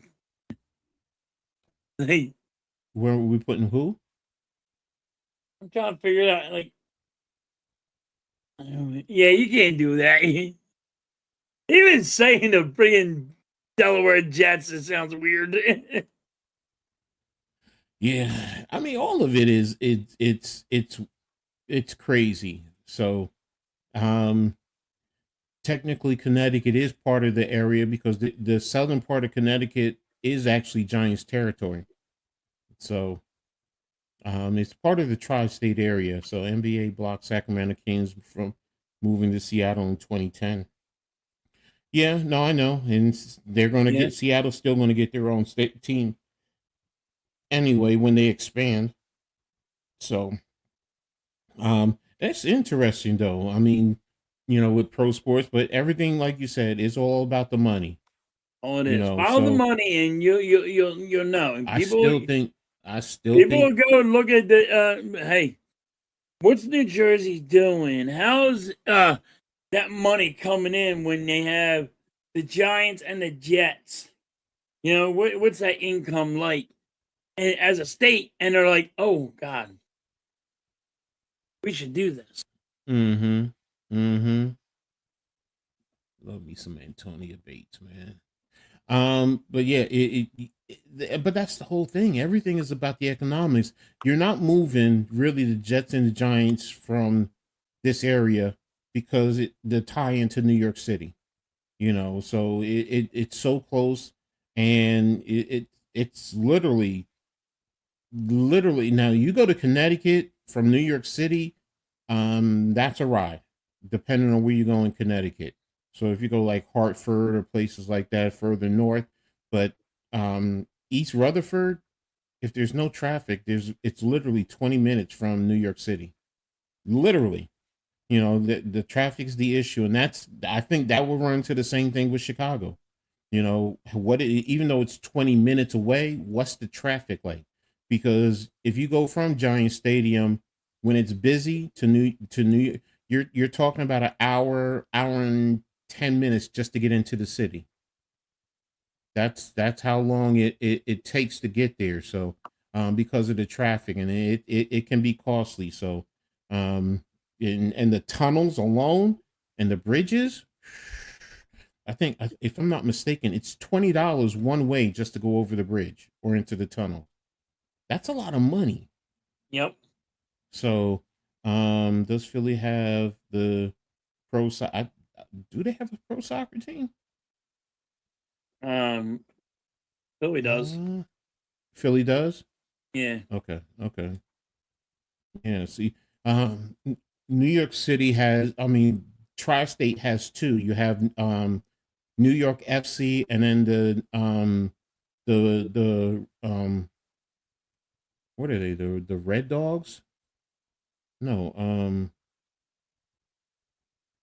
yeah, they play in New Jersey though. They play in Harrison. Yeah. So, damn, that is a big body girl. Sorry. Arlington Right. Heights suburbs, that would keep theirs in see, there you go, Reed. I mean, it's a lot. It's a lot to try and figure out. And that's You just can't rip a team from the state. Like, even though it's 20 minutes away, it's going to be, there's a lot to. it's not good, but there has been precedence. You can't say you can't, because Well, like you I can. said, yeah, You can. They did it in Cleveland. They did it in they did it with the here in New Colts. York. They did it for the Colts. Exactly. Don't forget the Rams. The Rams left St. Louis and went to LA. And they did it with the Raiders They did it twice. to the Raiders, yeah, back and Twice, right? forth. No, 3 times, because remember, went Oakland to Los Angeles, back to Oakland, now to Vegas. Oh. So it's oh yeah, I know she's a big girl too. I'm looking at Penn State. Penn State has, I guess she's about the same build too as Crook. So, man, y'all don't know how corrupt Chicago police are. They will do. And hey, look, everything is corrupt. You want to be honest with you when it comes to this politics. Everywhere is corrupt. We're going to get into the Eagles in a little bit. The Eagles re-signed JP, Reed, Dean. So we were about ready to talk about that in a little bit. So give us a second. But before we do, personally speaking, no, I don't think it would be a good move. I just, now trying to keep them in the Chicago, the state of Illinois is, I guess that's what it is. So it's just something different. But yeah, you get used to it if it does happen. But there we have it. So, but yeah, we're gonna move on to, since we're getting into the Eagles. Are there concerns that with the Eagle? Are there concerns that with the recent changes, the Eagles may not achieve the expectations that everyone is looking for, even missing the playoffs? Now, go ahead, Halftime. Talk about this. I do. I have a lot of concerns. Mm-hmm. I don't know, with the new offensive coordinator that don't know how to call a play. He never called plays. This would be the third time that the Eagles get a guy that never called a damn play. Like, why do we try to reinvent the wheel? Get somebody to call a play. You could have went younger and got a college, coach in here that called plays. Why are you don't have, you're getting a guy that never called a damn play and you're calling him the next Andy Reid? Like, no way. No. Pump your brakes. And then you got people out there that want to friggin', now you hope Lane Johnson's back. Lane and Dickerson, they're saying they're back. But when when the line coach leaves, you know what I mean? We're like, it's crumbling down. And everybody's like, oh, we'll be good. You're going to the wishing well, and I think it's going to be terrible for the Eagles. I am just saying because of, and I got to wait and see. I don't know if this guy's going to be able to call good plays or not. I don't. Here you go. Jalen Hurts, coach, has not had an offensive coordinator that stayed for 2 years. Every year, it's like 7 years now, and Jalen Hurts ain't had one that stayed for 2 years. How do you find a rhythm with that? And is it on Jalen Hurts? Is that why you can't keep people around? What is it that we can't keep an offensive coordinator? You know what I mean? It's really bad. And then you go into the wishing well of, hey, this guy never called a play in his life. That's like getting me out there to call fucking plays. Never called plays in your life? Hey, shoot, go for it. It's the roll of the goddamn dice. It pisses me off. Why can't we just actually know what we're doing? And not go, hey, now I could be wrong. I'm hoping I am. But once again, not having a guy that never called a play, you know what I mean? You're taking a big chance on him, which you just failed at. So Nick Sirianni better be on the hot seat over this. Because everybody knows it's going to be his playbook. But he can't call plays. He failed at it himself. What gives him the right to pick another guy that he picked this one? He said, oh, he's my buddy, he's my friend. And he failed terrible. The only reason why the Eagles did good last year is because of our defense. Why we made it to the playoffs. And we were one and done, which pissed me off because you were just in the Super Bowl the year before. Now you're putting this shit show up. And I don't know I can't tell you what the Eagles are going to be like. But, there's so much shit the Eagles have to get back. Like, what's our defense going to look like? Are we signing Jordan Davis? Are we signing Jalen Carter? What's going to happen with this? Who are we getting back? Are we getting Reed Blankenship back? Are we getting what's this team going to look like? People are like, oh, trade AJ Brown.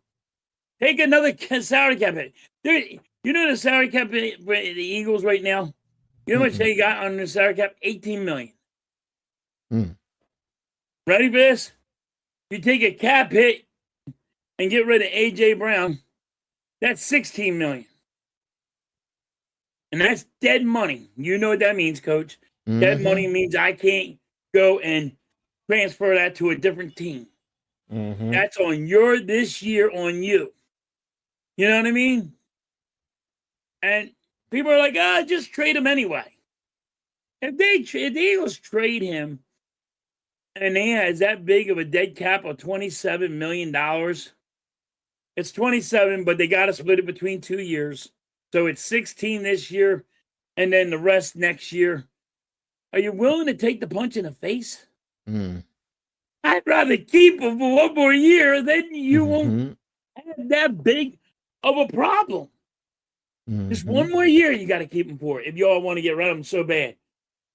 But I wouldn't want to get rid of him at all. And people are just like, oh, well, he don't get it good with Nick Sirianni. Maybe Nick Sirianni's the problem because he has problems with the fans. It's just a shit show is about to come down, and I'm hoping I'm wrong. But I don't even think this right now. I think the Eagles only win 9 games, and I'm worried about that. I think they win 9 games. It'll be 9-8, and it's going to be rough. And I think that we're going to be slipping away, and then fans are going to realize what happened, and they're going to be calling for Nick Sirianni's head during the year. But that's what I see right now.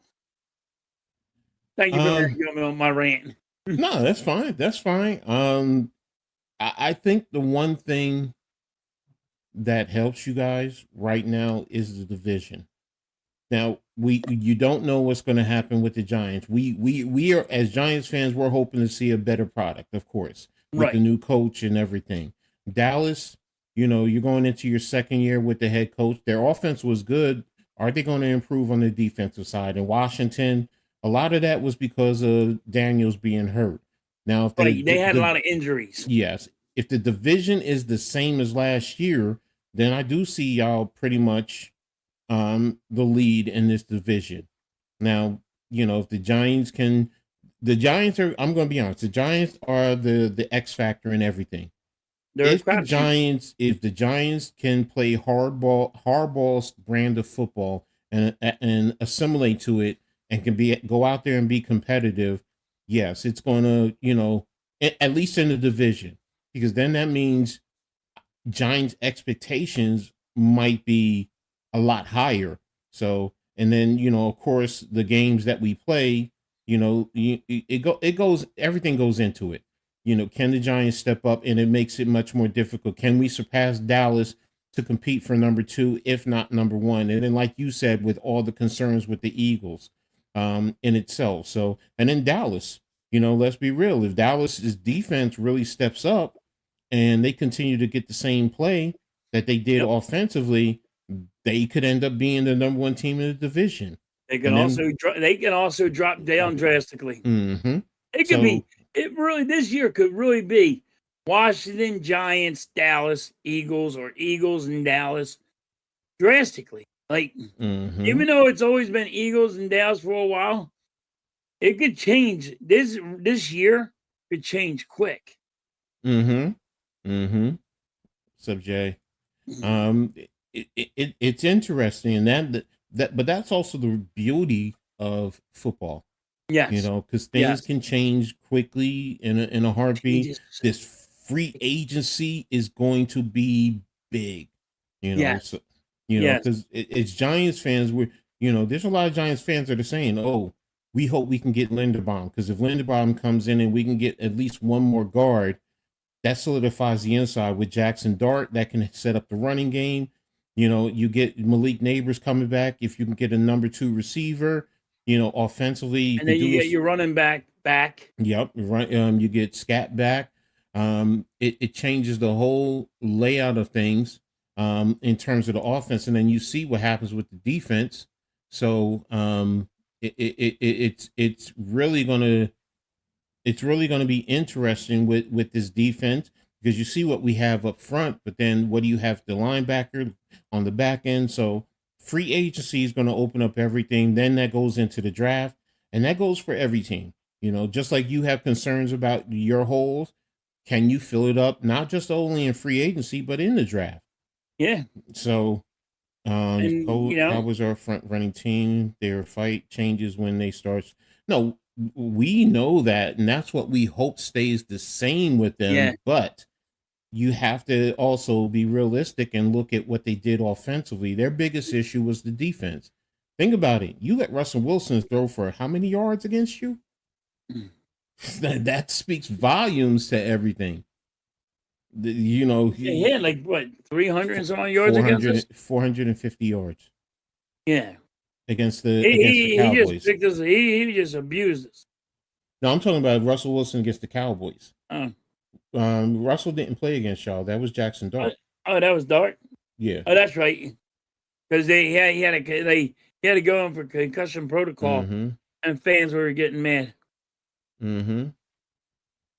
So But again, that's the whole layout there. So one thing, let me close this banner first. Shout out to Mitch. He sent me because he had the conversation with you guys earlier today, and I'm gonna dissect it a little bit more. Where is it? Where is it? Where is the daggone article? Wait a minute. Let me close this. Okay. Bleacher Report. All right. Come on. Share screen. Keep this project. Why isn't this coming up?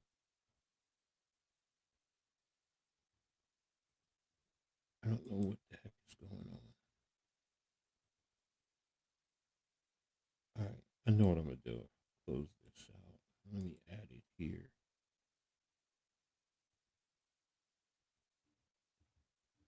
This is a top 99 quarterbacks of all time, just so you guys know.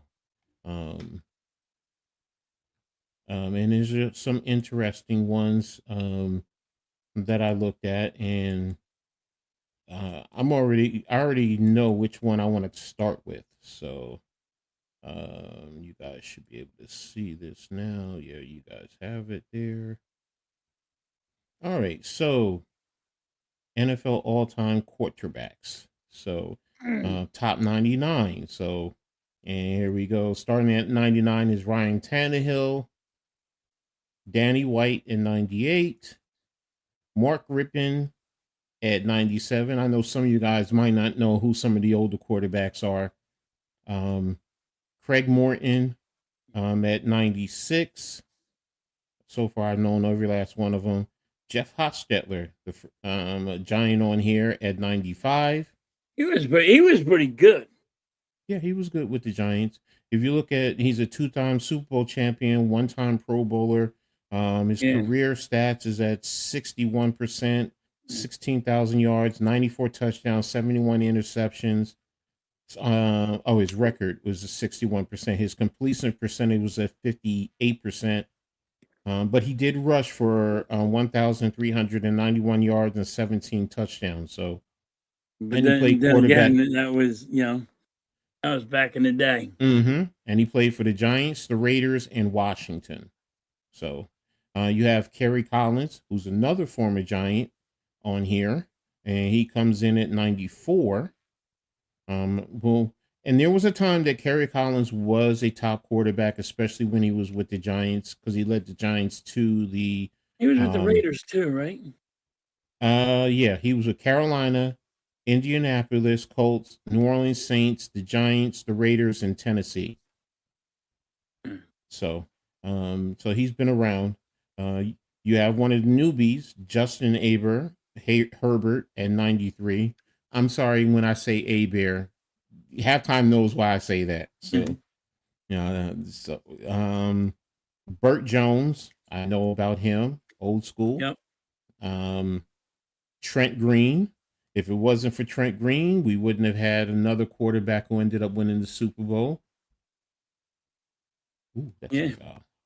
He was all right. Jim Everett. Oh gosh, couldn't stand him. Don Meredith. Yeah, he was good. Turn out the lights. The party's over. Yeah. So, this intrigued me because I'm like, Andy Dalton. That's what that threw me off too. But here, 3 times he's a Pro Bowler. Now his overall record is under 500. No, that should be at 500. 84, 83, and 2. That's over 500. But he threw for 39,000, almost 40,000 yards. I did not realize that. 254 touchdowns. I wouldn't put him in the top 100. If you wanted at all, would you? Would you have him there? I put him in the 90s and probably at the low end of the 90s, based on the other players that are there. Right. because right now, I I mean, would look Don at Mattingly didn't have the games that Andrew Dalton had to play.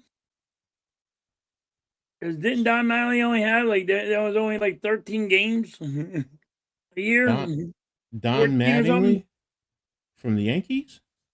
Huh? You said Don Mattingly from the Yankees? Madden. Oh, Right John. below. Hmm? Keep going. Keep going. Oh, Jim Everett. And these guys should be ahead of him. Oh, Like Don right there. Meredith.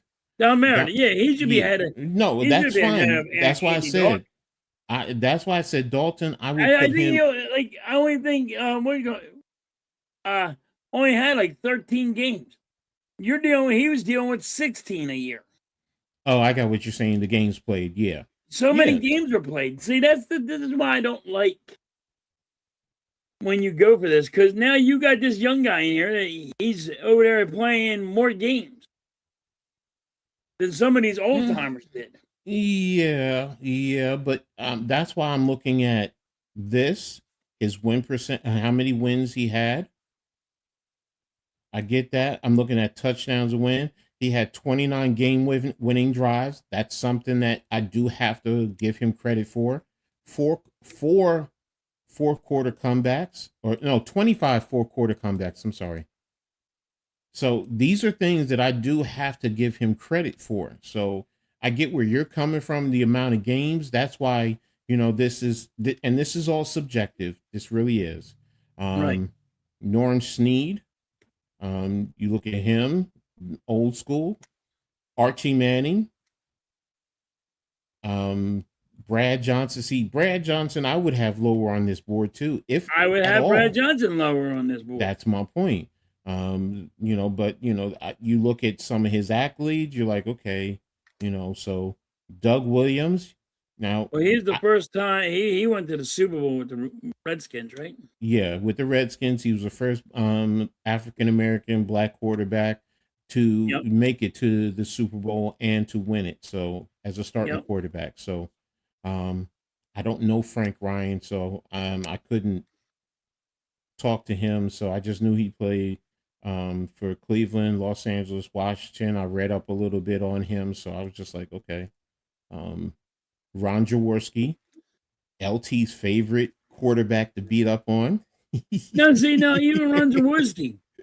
I'm sorry, Eagles fans. I'm a big Ron Jaworski fan too. I think he's a little high, to be honest with you. Mm-hmm. And I'm not a hater of Ron Jaworski. I like him. I think he was Yeah, hello DK. At 99, I get what you're saying, and that goes into some of these, the ones who are over him, because I'm gonna be honest with you. I'm not putting Andy Dalton over Danny White. I'm not. Right.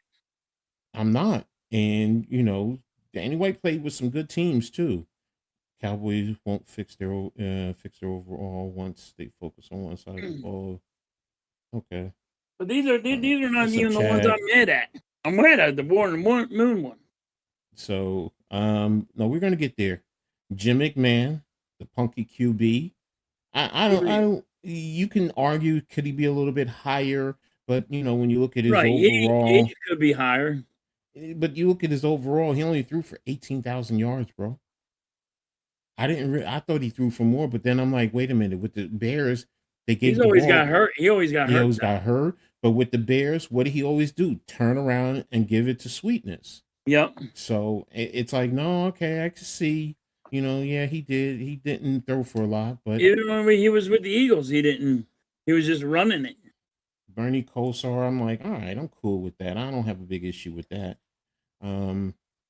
Brian Snipe. Now I'm telling you right now, back in the days, Brian Snipe was a killer. If it wasn't for what was that drive when with against the Broncos? Remember that game against the Broncos where they would have ended up going? I think they would have went to the Super Bowl in that game. Let me double check that, because it was one time one-time MVP, and that's the other thing too. I look at league MVPs when I break a lot of this down too. So receptions. Yeah, he's season. I forgot what year did he play. I think he was the starting quarterback when they had that drive against when the Broncos had the drive in Cleveland, and that sent them to the '86 Super Bowl, if I'm not mistaken. So Dante Culpepper, could we say Culpepper could be higher? Could he be lower? He's a I three-time. think he could have been higher, but who's next? Who's above him? Like, I mean, Derek Carr. Yes. Culpepper could be better than Derek Carr. Let me see. 3-time Pro Bowler. His overall record, Dante Culpepper's overall record was 41-59.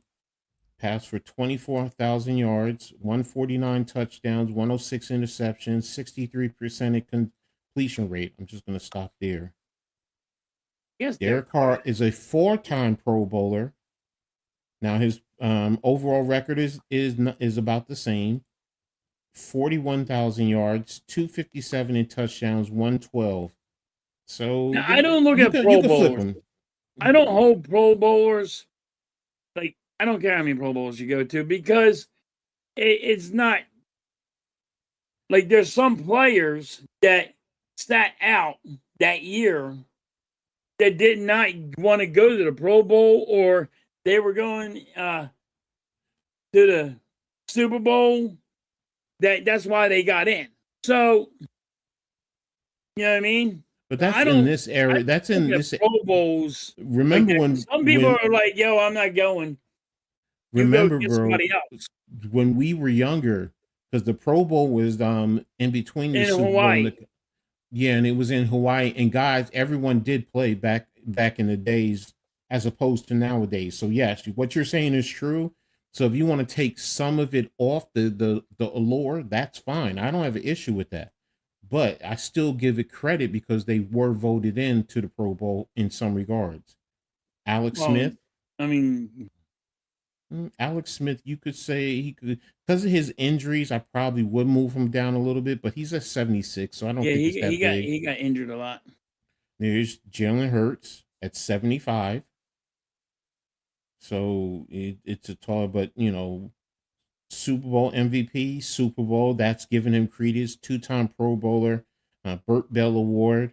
Now he's only thrown for roughly 18,000 yards, but he's rushed for 3,500 plus yards. Right. So it's a give or take. So you add that in to the equation. Jeff Garcia.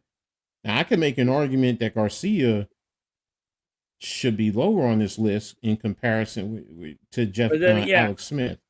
You can make that argument. I would say Jeff Garcia had to go lower too, but let me see. Vinny Testaverde. Oh my god! And I looked. Where's he at? He's at 73. And it's like, because he's only made the 2 Pro Bowls. He only threw for 46,000 yards, 275. And Alex Smith has to be higher than him. Yeah, but look at his touchdowns to interception. They're almost identical. So it's like, because at first I was like, wait a minute, Vinny Testaverde, #1 overall draft. But then you look at his history, his career, the lateness of his, It's like, yeah, okay. Dave Craig, yeah, okay, I can understand that. Being in the 70s, he was good. Kirk Cousins, it's like, really? Kirk? I don't even know how he doesn't even 70s? I guess if you're looking at his yards that he threw. Yeah, you look at the yard, look at the touchdown, the interception. He is good there. 298 to 131. It's and 67% completion. It's like it's respectable. So I can understand putting him in the 70s. I have no idea who Dutch Clark is. I'm not gonna lie. No. I just know he's a Hall of Famer, so I was just like, he's a Hall of Famer, but I don't know who he is. But he played in the 1930s. I watched him. Yeah, 1930s. Jim Hart, I saw. I'm not gonna lie to you. I never thought Jim Hart was that good. I just it's because here, his winning percentage is not that good. He played for the Cardinals, this is what killed me right there. I'm like, wait a minute. No, he needs to be lower. Yeah. 209 to 247. Yeah, he threw more interceptions than he threw touchdowns. Yes, 51% completion, but you have him at 69. Mitch's favorite number. I'm like, no. Yes, he has to be lower. No. Jim Plunkett, I'm cool with. I like Plunkett. Plunkett was a good quarterback. Yes. Super Bowl MVP, two-time Super Bowl champion. I'm cool with that. I don't have an issue with that. You know, where he is now. I could make the argument here again, too. Touchdowns to interceptions. You know, he's 50% in terms of wins, 52% in terms of completion. So if I'm going to kill Jim Hart, I have to do the same. So maybe I can drop him down. But, you know, his Super Bowl and Super Bowl MVPs does give him a little bit more credence over Hart. Really? Earl Morrow, yeah, I remember Earl, even though I was very young. But yeah, I remember him in the 60s. At one time, league MVP, 3-time Super Bowl champion. So it's like 2-time Pro Bowler, 2-time All Pro. So he may not have the yards, you know, 20,000, almost 21,000, but his winning percentage, look at that, 60%, man. I mean, it's like, okay, yeah, he was a good quarterback. So yes. Joe Burrow, here people are going to argue. They're going to argue, why is he at 66? I have to kind of agree. I mean, it's like 2-time Pro Bowler, comeback of the year, but then you go into winning percentage, 56%, 20,000 yards, and I forget he's young, but look at the touchdowns. Can't stay healthy. Yeah. The only thing wrong with him is he just can't stay healthy. Can't stay healthy. But the touchdown, the interception, the completion percentage, it's like, oh, that's good. And I forget he's only been here 6 years. He's only been in the league 6 years. The only thing I got problems with Joe Burrow, he just can't stay healthy. Yeah. So he's a quarterback. That's why I say he's like Jim Kelly. He's a quarterback that hey, they give you him, don't lose the game. Mm-hmm. You know what I mean? Chad wants trying to get other people around you to win the game for you. He's the one that they're hoping don't you fuck it up. Chad says he wants Derek Carr to come back and play for the Steelers. You wouldn't want Carr. Christ. Is it that bad, Chad? That you need Derek Carr? What's up, Mitch? Yeah, 69. There you go, Mitch. So is it that bad in fucking Steelers Nation? You want Derek Carr? I guess Jeez. So. He was a good quarterback. Matt Hasselbeck, but this high? I'm sorry, no. He shouldn't be that high, but he was a good quarterback. Hold on 1 second. I need to check something. No, I mean, what gets him, I think, is because he won a Super Bowl, but right. No, did he win? Oh no, he lost. He didn't win the Super Bowl. He lost the Super Bowl, didn't he? Yeah, his brother won the Super Bowl. Yeah, no, I'm thinking about his brother. Didn't they have to run, they wanted to run it, but they threw it and he threw an interception? Yeah. In the Super Bowl? No, that was Russell Wilson. Oh, that was Russell Wilson? Yeah. That was Master probably best known for leading the Seahawks to the Super Bowl, which they lost to the Steelers during Ben Roethlisberger's second season. So, but yeah, let me see something. This is checking my. Okay, hold on 1 second.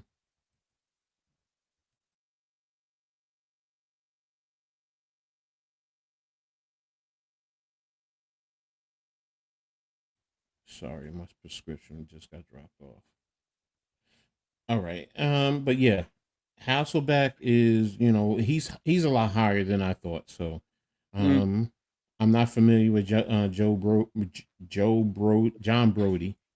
So, when did he play there? He was the apparent heir to Y.A. Tittle. So, and he retired in 73. So, okay. So, Jared Goff. You got Joe Burrow over Jared Goff. How? But Burrow has played longer. But then again, Jared Goff, stay healthy. He's got the health thing. Yeah. I get. He got Yeah, more yards. He got more yards than Joe Burrow. yeah. Okay. You can He's talk got me more into yards that. than him. I have no idea who this guy is. First AFL champion. Their addition to the win percentage is off. 82 and 75 is plus 500 alone. Unless you're killing them for ties. Probably killing him for tie. In a touchdown. To me, if you have more interceptions than touchdowns, you should not be ranked high. And you're at 50% in your completion percentage. Yeah, even if you're at 50%, you're completely you're just not that good of a quarterback. You got but that's back. See, that's the thing. It's back in the day. Yeah, I know. Different. I know. Mark Brunell. Who did he win the Super Bowl with? Was it with the Saints? I like to know how he picked what his thought was. You know. Well, I mean, what his thought process was, why he made people so high. Yeah, I mean, let me see something on this guy. In terms of Haddle, he played 16 seasons, maybe best known as Dan Fouts' predecessor with the Chargers. It was prior to being replaced. At the time of his play, Haddle was the fourth all-time with 244 passing touchdowns, only behind Jurgensen, Unitas, and Tarkenton. But he had a lot of interceptions. He didn't become a full-time starter until his fourth professional campaign. From 65 to 73, led the AFL and NFL in passing touchdowns once and passing yards on 3 different occasions. Along the way, Charger Hall of Fame. I'm with you. What I'm reading here doesn't say that he should be this high. He's just a 500 player. Yes. No. Jack Kemp, yes, I knew about Jack Kemp. Yes. 2-time AFL, and that's the thing. I'm including the AFL and NFL, see, because they're back in the day. So he's a 2-time champ, 7-time Pro Bowler, 2-time All-Pro, 1-time AFL Player of the Year. So, those go into my evaluation. The Player of the Year has to go into it. This kills it. All these guys are terrible with touchdowns to interception and completion percentage. Yep. Nah, sorry. I'm going to drop them further. 500. They're only 500 quarterbacks. Yeah, he's 63, 37, and 3. So he's 61% in terms of overall, but his completion percent. He did play with the juice. I will say that. When the juice was in vogue. Right. So that took it away from him. Yeah. So Dak Prescott at 59. Okay. All right. But if he's at 59, then why did you put whatchamacallit 70? What did you put Jalen Hurts? 75? Yeah. Jalen Hurts has a Super Bowl and a Super Bowl. You know why? Because look at the yards that Dak throws. Yeah. Jalen Hurts, he'll never throw over 4,000 yards. And Dak Prescott you know what? I have to give him credit. Look at this. Didn't realize 92 interceptions, 243 touchdowns, 67% completion. I have to be fair. Yeah, he throws more. He throws more, yes. Even though Jalen Hurts got through 2 Super Bowls, won a Super Bowl, Jalen Hurts don't chuck the ball. What's up, John G? Thanks for tapping in. What's up? You guys getting that storm? I don't know. I haven't. Yeah, we're supposed to get 10 to 12 inches. Yeah, my shades, my blinds are down, so I can't see right now. So, yes, I can. No, it doesn't look like it's snowing as of yet. Coach, we're gonna have to speed it up a little bit, buddy. I gotta get ready for my look. All right, all right. Bob Waterfield, Tony Romo's at 57. Carson Palmer, I don't have a problem. Andrew Luck, I don't have a problem that low because of his injury. George Blanda, Joe Flacco. I don't have a problem with him. in there. not in the 50s. I have a problem with this. I'll talk about that some other time. I Yeah, think Michael Vic should Vick. be higher. He should be Yeah, higher. Michael Vick has to be higher. Drew He needs to be Bledsoe, higher too. Rich Gannon should be lower. Sorry. Romy and Gabriel, don't have a problem with him. LaMonica, don't have a problem with him. Boomer Esiason, I don't have a problem with 47. Theismann, 46. I don't have, you can make an argument. McNair, God rest his soul, is fine. Phil Simms, who's my quarterback, I could also make an argument. You can say you can Oh, drop him. where's he at? Phil Simms? 44. Now you can make an argument that he needs to be higher. I can also make an argument he can be lower, and that's my favorite quarterback for the Giants. Cam. Like he better than Cam. Donovan McNabb is at 42. All right. Matt Ryan's at 41. McNabb, you can probably make an argument he drops. Ken Anderson was good back in the day, but I still could think you could drop him. Randall Cunningham at 39. Sonny Jorgensen at 38. All right. I can't say he can go over Sonny. No. Yeah. Right. Well, I like Randall Cunningham, but he can't go over Sonny. No. Bobby Lane. Y.A. Tittle at 36. Josh Allen at 35. All right. Bob Greasy at 34. Okay. Namath at 33. Don't have an issue. Good. I have an issue there. I think Namath should be over Rivers. Yes. Sorry, I do. No, you're right. Sid Luckman. No. Ken Stabler at 30. Oh, come on now. What's the matter? Len Dawson at 29. You can make a flip with those two. I'm fine. Lamar Jackson at 28 because of the MVPs. Norm Van Brocklin, yes. Sammy Ball, Slinging Sammy, yes. Russell Wilson at 25. You can argue you can make an argument he can go down. Yes, but that's only because of his after the Seattle. Right. Eli is at 24. Dan Fouts is at 23. Jim Kelly, your boy, is at 22. I see. I think he should be lower. But I know, so we can make that argument with the other two behind him. Warren Moon. That's where I got a problem right there. Warren Moon. Why? I think Warren Moon should be higher. Okay, so who are you going to replace him over? You got Matt Stafford. I'd put him over Stafford. It's Troy Aikman. No, I think Troy Aikman would have to go higher. Kurt Warner. I know Troy Aikman has to go higher than Kurt Warner. I agree with you there. Roger Staubach. I'm not putting Aikman over. No, Staubach. he's not going higher than Roger Staubach. No. Ben Roethlisberger. I'm sorry. You can make an argument he can go lower. Yes. I mean, I do like Ben Roethlisberger. Don't get me wrong, but yes. Terry Bradshaw, I'm fine with at 15. I'm fine with him being there. Bart Starr, I'm fine at 14. He's, I know now here, or I could flip these two. Yes, I can flip Bart and Fran. You can flip them too. I can even flip Fran with Terry because remember, Fran Tarkenton went to 3 Super Bowls and lost. Right. So, I do put those into the equation. Otto Graham with the Browns, yes. I'm sorry. He's good. He was good back in the day. Johnny Yu, yes. Yes, keep him there. Dan Marino, I'm fine with it, 10.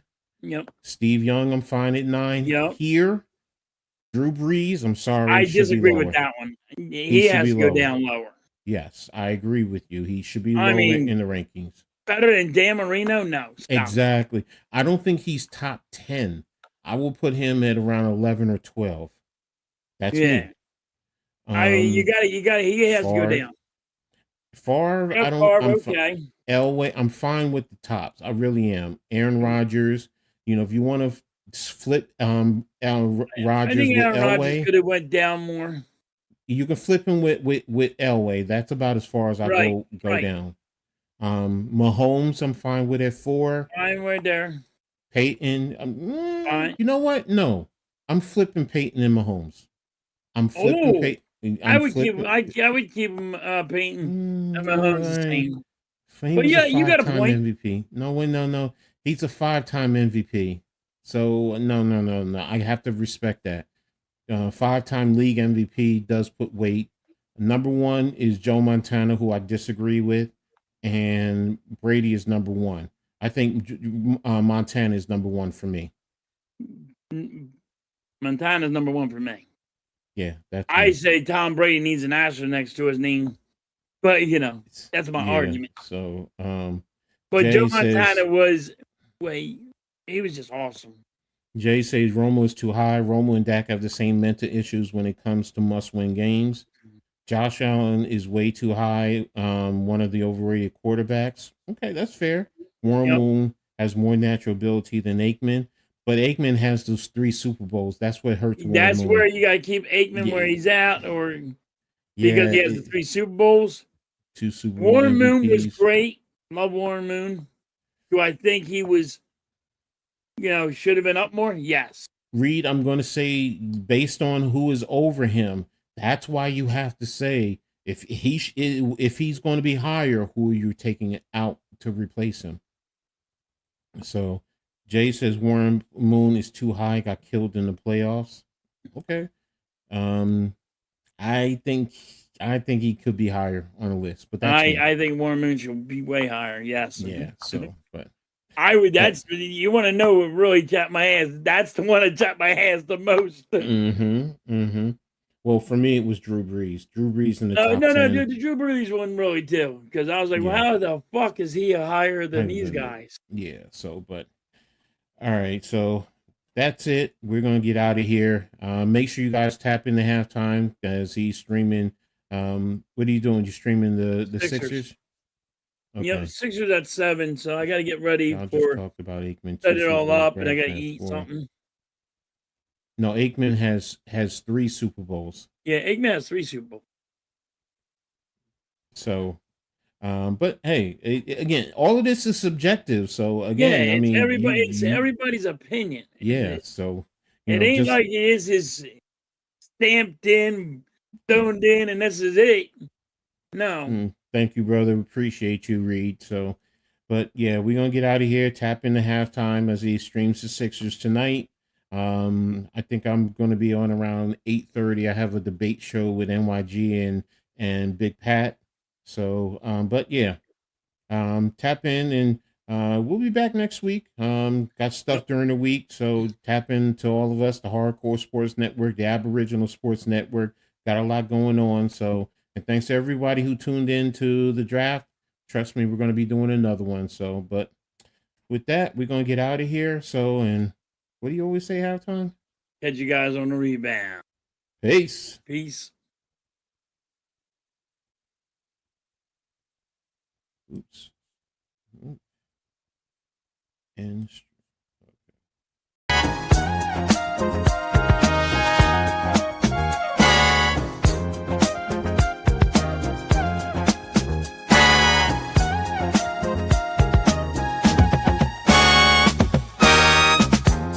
we gather round for the halftime chat. Old friends cracking jokes and talking stats. From life's little games to the greatest plays. Love and the stories from the old glory days. With Philly's heart and Coach's cheer, we break it down every moment, dear. Life is a team and we've got the plan. Sports, love, and laughter, that's who we am.